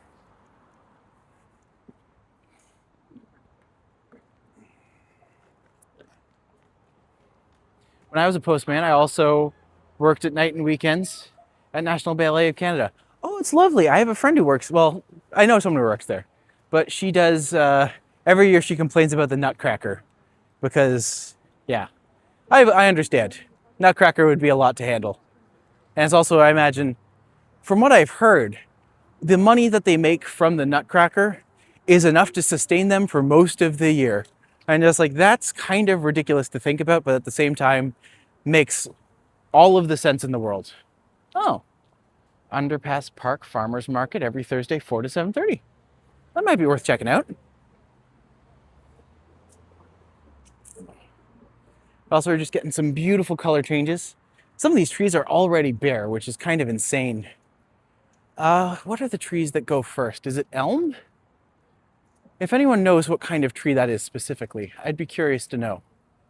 But it's the narrow leaves, bunches of 3.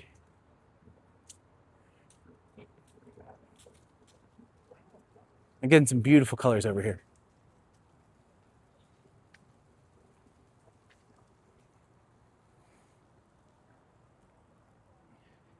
I hate it when there's no leaves. I mean, we've got like probably, I'm gonna say we have another week or 2 of just solid colors. And then everything's gonna change quickly. Part of me was wondering if I could make it out to my parents in Ottawa to essentially go visit them at some point, so I could try to capture some of like Ottawa's changing season. But also, I just don't think that's in the cards this time. My parents have been like notoriously hard to pin down.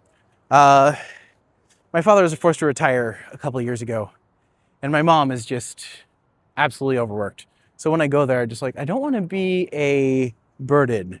Like last time I was there, I just literally just spent all my time with my sister. I just did, well, mind you, I was there to like review shows for Ottawa Fringe. So that was primarily what I did, but yeah.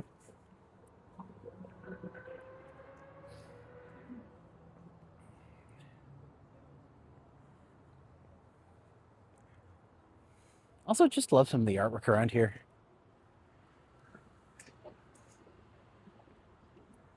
It's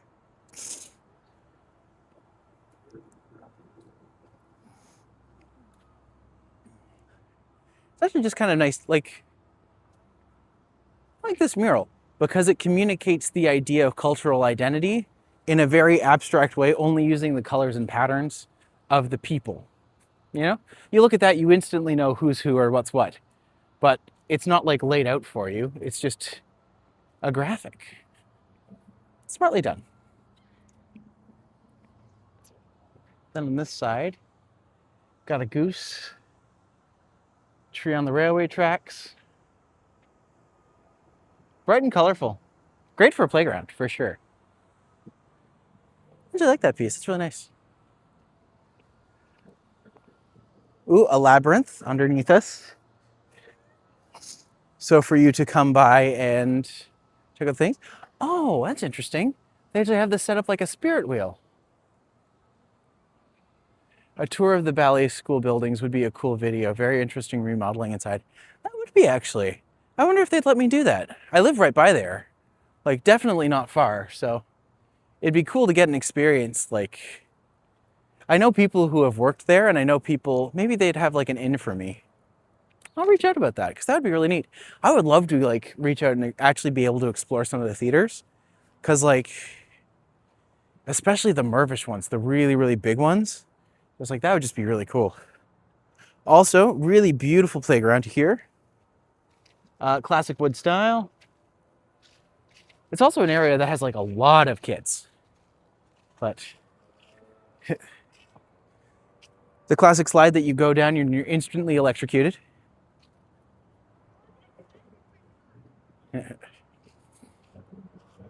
Kid just really happy that he'd be jumping onto the playground.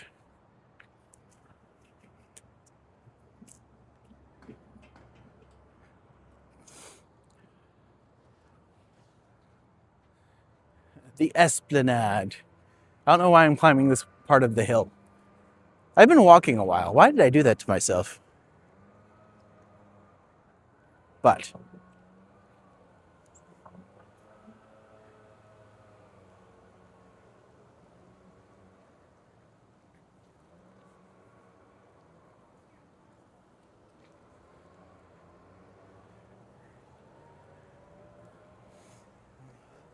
looks like there's more parks down there.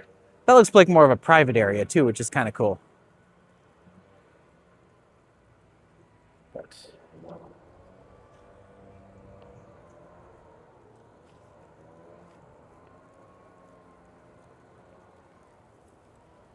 I do think it's interesting that a lot of places that have like the public gardens are essentially, right now especially, like switching over to the fall plants, the fall colors. Still trying to keep it alive and vibrant, even as the inevitable slide into winter occurs. If this is truly another polar winter, I am, ugh, gosh. I hope it isn't, but I already can tell it is. You know how? Because no one wants it. And when no one wants it, that's when it happens. Oh, wow. It actually is time for the sunglasses again. I didn't think that would happen.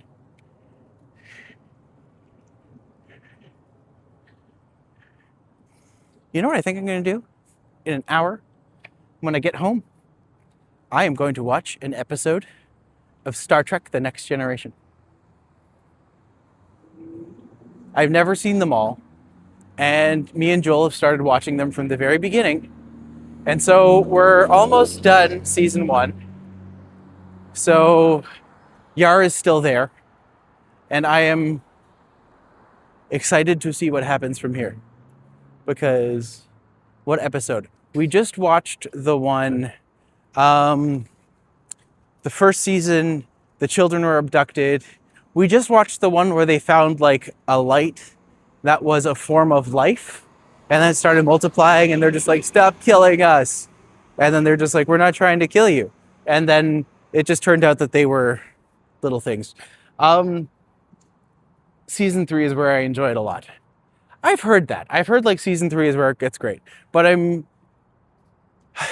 at this point in season 1, I just feel so bad for Denise Crosby. They give her nothing to do. She just stands there and occasionally says, yes, Captain. I'm just like, wow. They really just have nothing for her to do. And I know why what happens to her. But yeah, certainly one of those moments where I'm just like, huh. Curious, if you will. That was a terrible joke, and I apologize. If you have a favorite... We just finished watching Star Trek Voyager like 3 or 4 months ago. One of our things is like every morning we wake up, we'll usually watch something before the day begins. It's kind of like our chance to kind of get together and have like a really nice romantic couples time before anything else happens. So if you watch TNG, you'll get all the references in Lower Decks. I mean, here's the thing. I can't wait to watch all of TNG and then maybe Deep Space Nine. But then going back to Lower Decks and watching it again, I feel like it's going to be great. Voyager is good. Voyager was good. I enjoyed Voyager a lot. But then I introduced him to Orville, and he's just like, this is great. And just like, yeah, Orville is far better than it has any right to be. There's coffee in that nebula. Yes, there is. Janeway was great. I do understand how some people are just like, she makes some questionable choices. I'm just like, they all do. That's kind of the point of being a captain.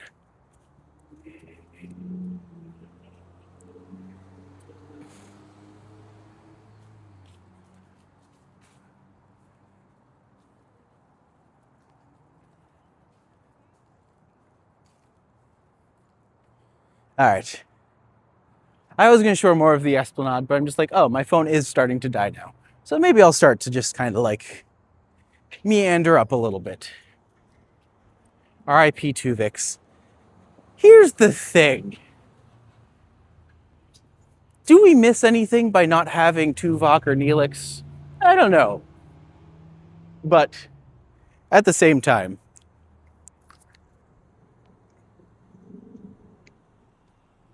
end of sentence. Actually, have you seen the Star Trek Voyager game that they're making? I'm just like, on the one hand, it looks interesting. On the other hand, the graphics are terrible. But on the other hand, like, it does seem like it could be something really engaging and interesting. So, I don't know. We'll see.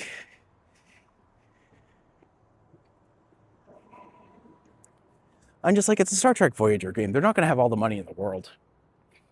I saw someone stream it a little bit. Yes. Nice. Let me know how it looks. Hey, Matti, loving the stream. You're very close to St. Lawrence Market. I am. I was actually going to like go and explore the full Esplanade, and then I was just like, you know what? No. I should get home before my phone dies. So. Actually, am I going to pass St. Lawrence Market, or did I pass it already? Where am I? I'm on George Street. I think I've passed it already. Oh no, I haven't. I'm literally right there.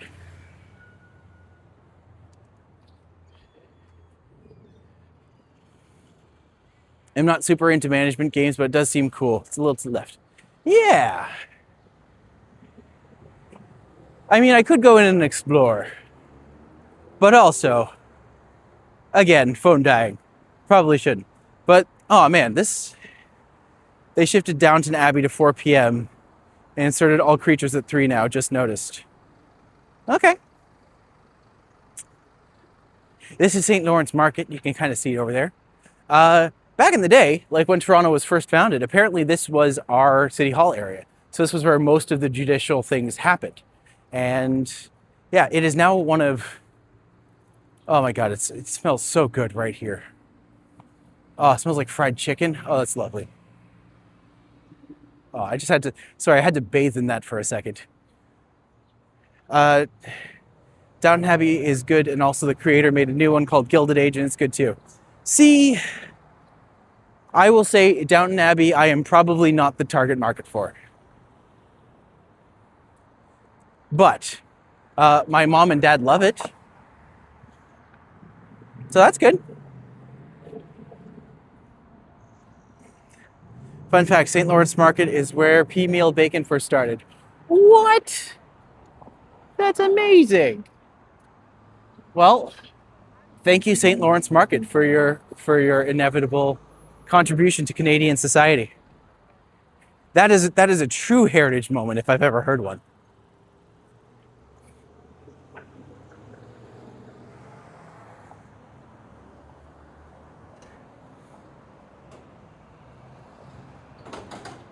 Mrs. Patmore from Downton Abbey is the MVP. Was that the one played by Maggie Smith? If so, let me know, because I want to make sure I got that one correct. R.I.P. Maggie. She was absolutely one of the greats. I will say, there was a joke a little while ago about like 3 proposed new. So Canada has this thing called Heritage Minutes, when they were old sketches that played on like PBS or TVO or like it played on those channels where it would be like a minute history lessons, and they had like Laura Secord, and they had the invention of penicillin, and they had like brain surgery, the burnt toast. A lot of them have become iconic in their own way. But they were suggesting the 3 new ones. I was just like, you know what, we should add pea meal, like the creation of pea meal bacon to that list. But the other ones were the 1992 or the Jose Batista flipping the bat, and the other one was Brooklyn Heights.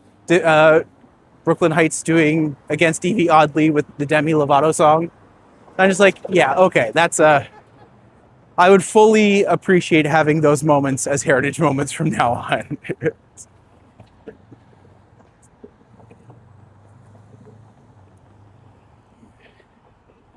Maggie Smith with the Dowager Contest. Okay. What was called Hogtown at one point in Old Toronto. I know there's an area that was called Hogtown. I didn't know that was St. Lawrence Market, but that's really cool. I'm going to have to double check that, but I think that's... Yeah, I don't know about that one. I'm going to have to double check that. Toronto's brothels were famously in the area too. That I believe. That I believe entirely. Ooh, I always forget about this little park. I feel like today's all about like the little wooden parkettes. Just like, look at that. That's a nice one. Oh, squirrel.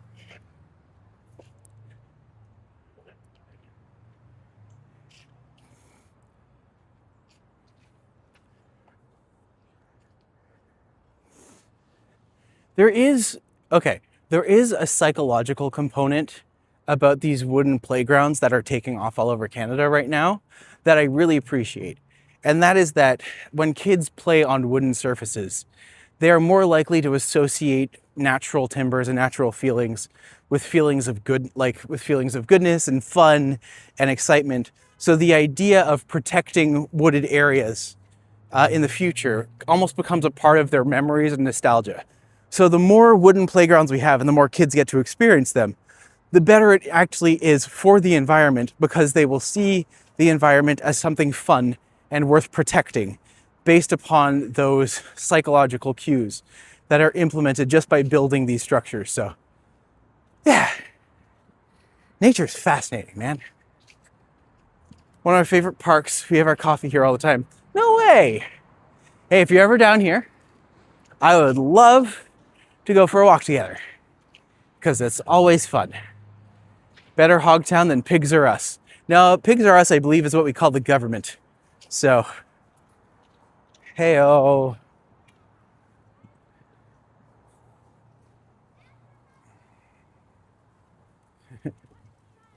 I've actually never seen this, like, I've never really paid attention to this sculpture before. Who is it? Robert Gourlay. Banished from Upper Canada on false charges of sedition brought by the family compact. His writings have impacted events leading to the 1837 rebellion. Oh, so you're who we have to blame for that. Interesting. Did anyone, like... There was a Canadian play called The Farmers' Revolts of 1837, or something like that. Like, Canada, for like a good 5 to 10 years, especially with like the Theatre Passe Muraille, had an obsession with Canadian history.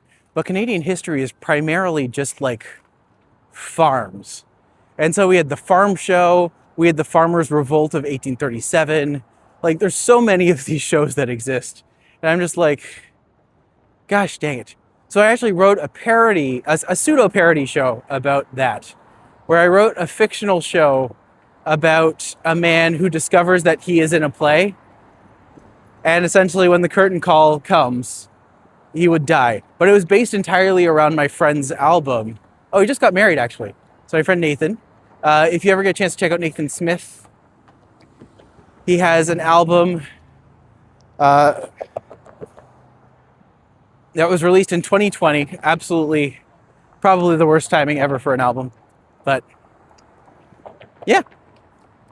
The show was called, his music's very bluegrassy Celtic fiddle music. So I wrote the show and I called it Existential Bread because he was a farmer and he discovers he's in a play. And I was just like, one day I will get to do this show, but no time soon, unfortunately. Unless someone hearing this is a theater producer. But no time soon. Oh yeah, I'd be interested. Love going out for a walk. I love that. Yeah, let me know when. I am always around. And over the next little while, I'm actually going to be doing a lot. So, yeah. I'm going to be, okay, just so everyone knows, I'm going to be very aggressive in the next couple, like in the next 2 or 3 weeks. So I'm going to be very aggressive with the streams because I'm really trying to get my viewership numbers over to the point where once I can monetize, I can kind of start to build my life a little bit more too. And I'm aggressively going after my dreams in a way that Canadians are encouraged not to do. So we're going with that. Oh, wow. They're actually doing a really good job on this building. I think my friend lives there. Or if not here, somewhere around here for sure.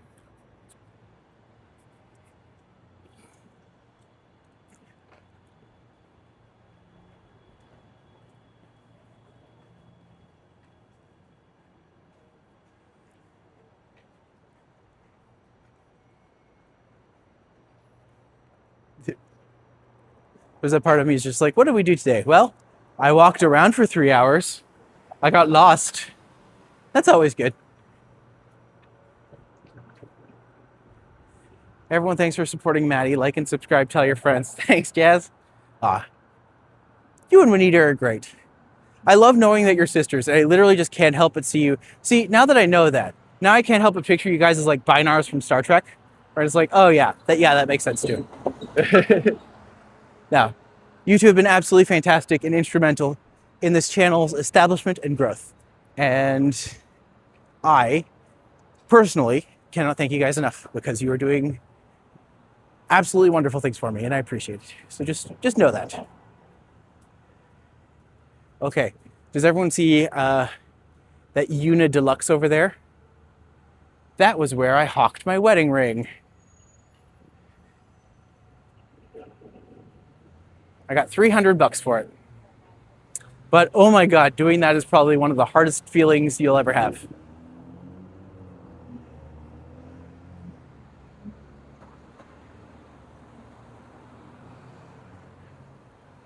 But At least I discovered that my wedding ring was actually gold. Because if it hadn't, I would have been very concerned.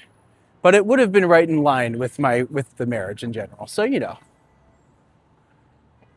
would have been surprising, but it would have been upsetting.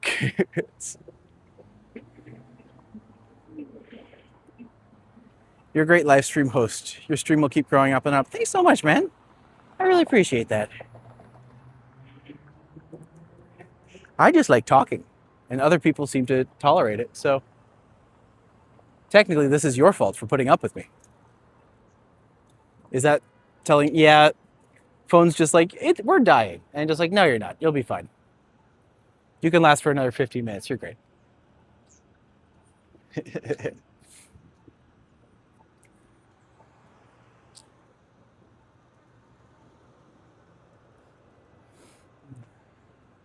Do you have Instagram too? I do. If you check the description, it should have my Instagram in there, so you can follow me there as well.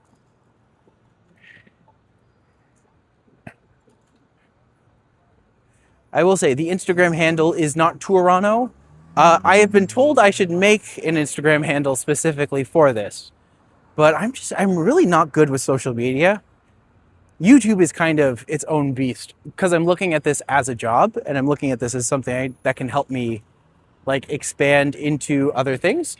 But yeah, I love, Jimmy just put a bunch of countries in here and I'm gonna try to guess what they are. America and Australia, Mexico, North Macedonia, Canada, France, the star, Antigua and Barbuda. And then I think that's Cuba.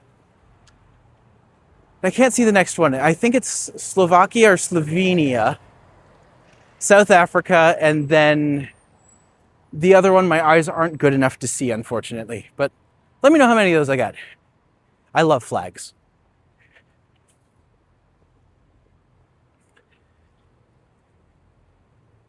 I am absolutely one of those people who plays like the Sporkle games that are just like, name all the countries in the world. And sometimes I do. All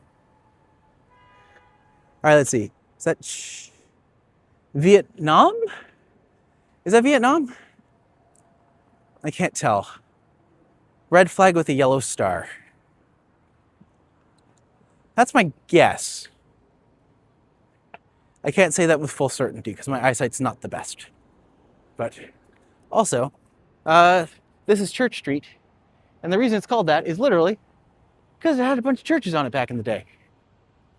But also, now we have cool graffiti on it too. Look at that.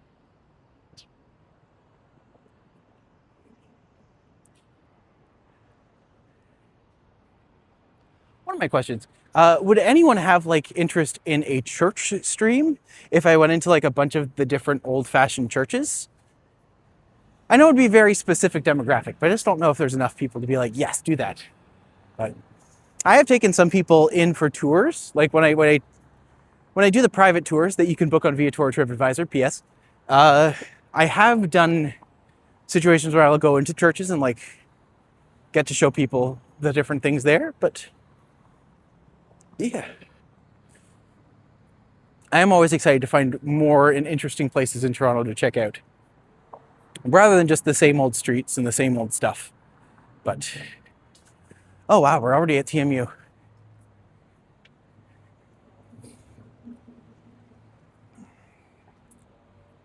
So TMU is the Toronto Metropolitan University, well known for its technology schools, student commons that are right downtown.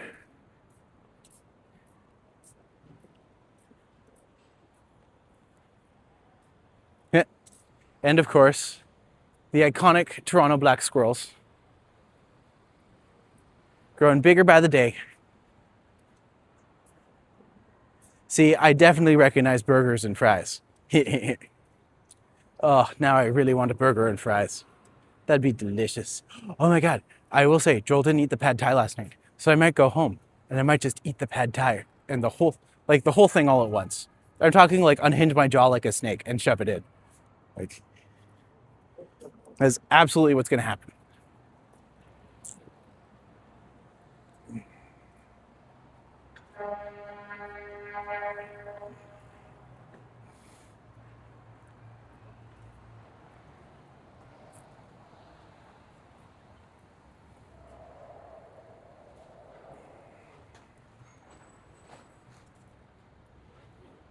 Welcome to Dundas. So this is Dundas in church. Or am I in Jarvis? I'm pretty sure I'm on church. I think my legs are falling off a little, but that's fine. That's expected. Yeah, this is for sure church.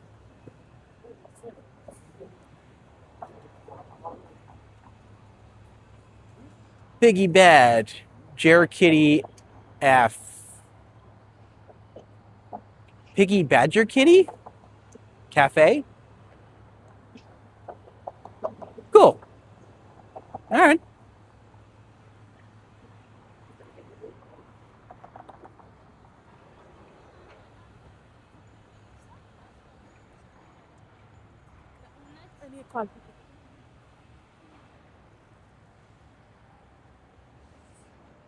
Oh, the irony is that that is Dundas Square right over there.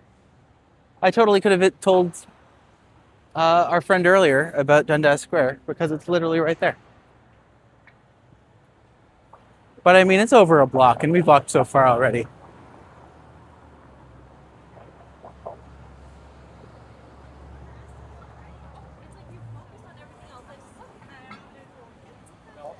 I'm a new.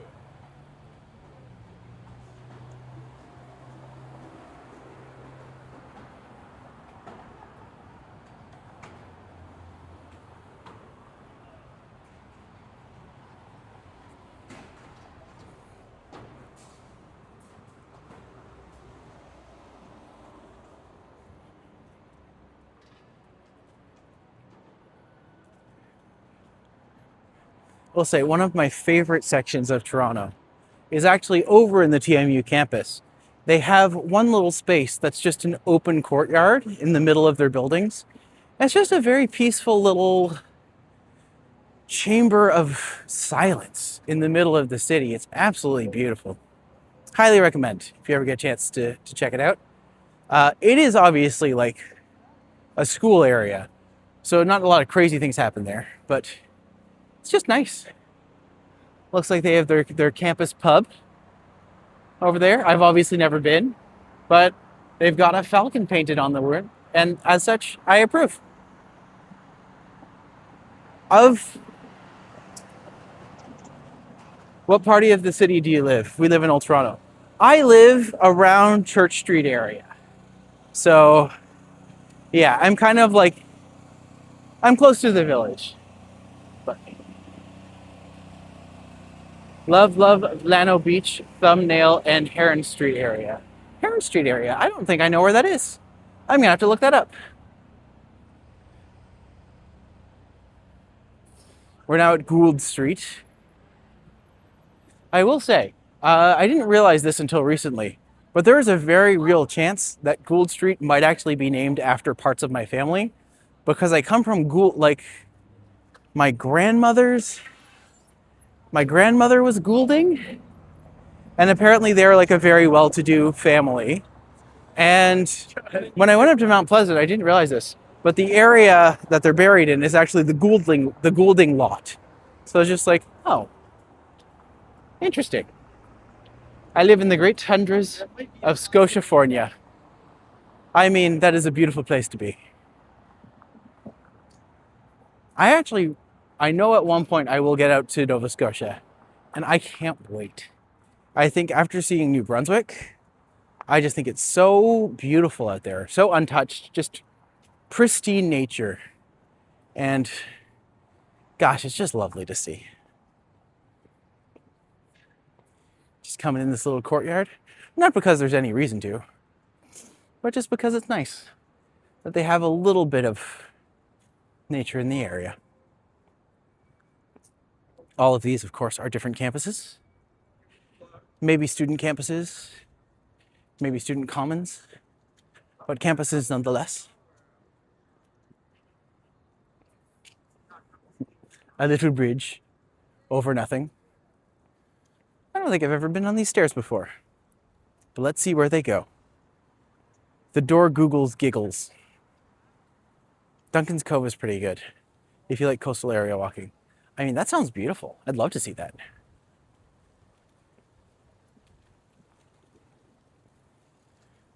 Coast is something that means something very different here because our coast is technically the lake. So, I mean, some people call it a Great Lake.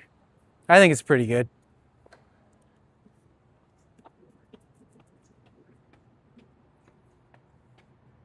Ah, these stairs just lead to the street. But hey, they lead to the street. Something I didn't know until right now. Man, TMU, or specifically when it was called Ryerson, this was absolutely the university I wanted to go to. Like back in the day, this was like, they had a theater and acting program. For some reason, this was the one I wanted to do. I was just like, yes, this one. It was the one I didn't get into. Shucks. At one time, I had a section of St. Clair's West, and I was the Glenn Gould's postman. In the same building was Peter Appleyard's father. Interesting. Huh.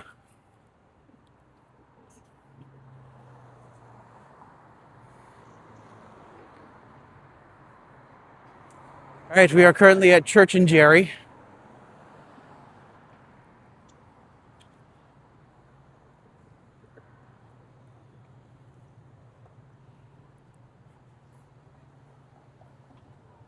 Oh, just for context, it's actually called Gerrard Street, but Jerry is more fun to say. I do have a question. Do people notice like a difference in walking speed between when I start the streams and the end? Osceola Elementary Street area. At this point, I feel like you're just saying words.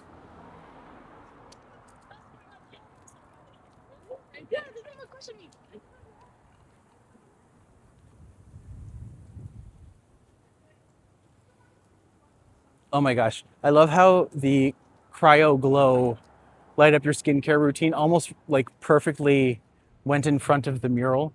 So it looked like her head was that terrifying mask instead of the bathhouse singer. I haven't noticed walk speed differences. Yes, I have kept it consistent.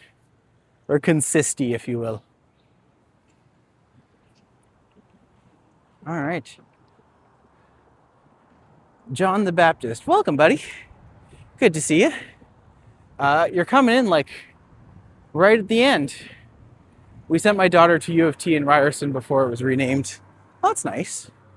They're great schools. U of T was actually, I did get into U of T, but unfortunately didn't end up going there. Went to other places instead. All right. Well, I will say that was an absolutely fantastic day. Thanks for joining me. I may be on again later. We'll see if Hunter's up for a walk or not after our swim. But yeah, definitely if you get the chance to go check out Biidaasige Park, do it. It's phenomenal and just so lovely.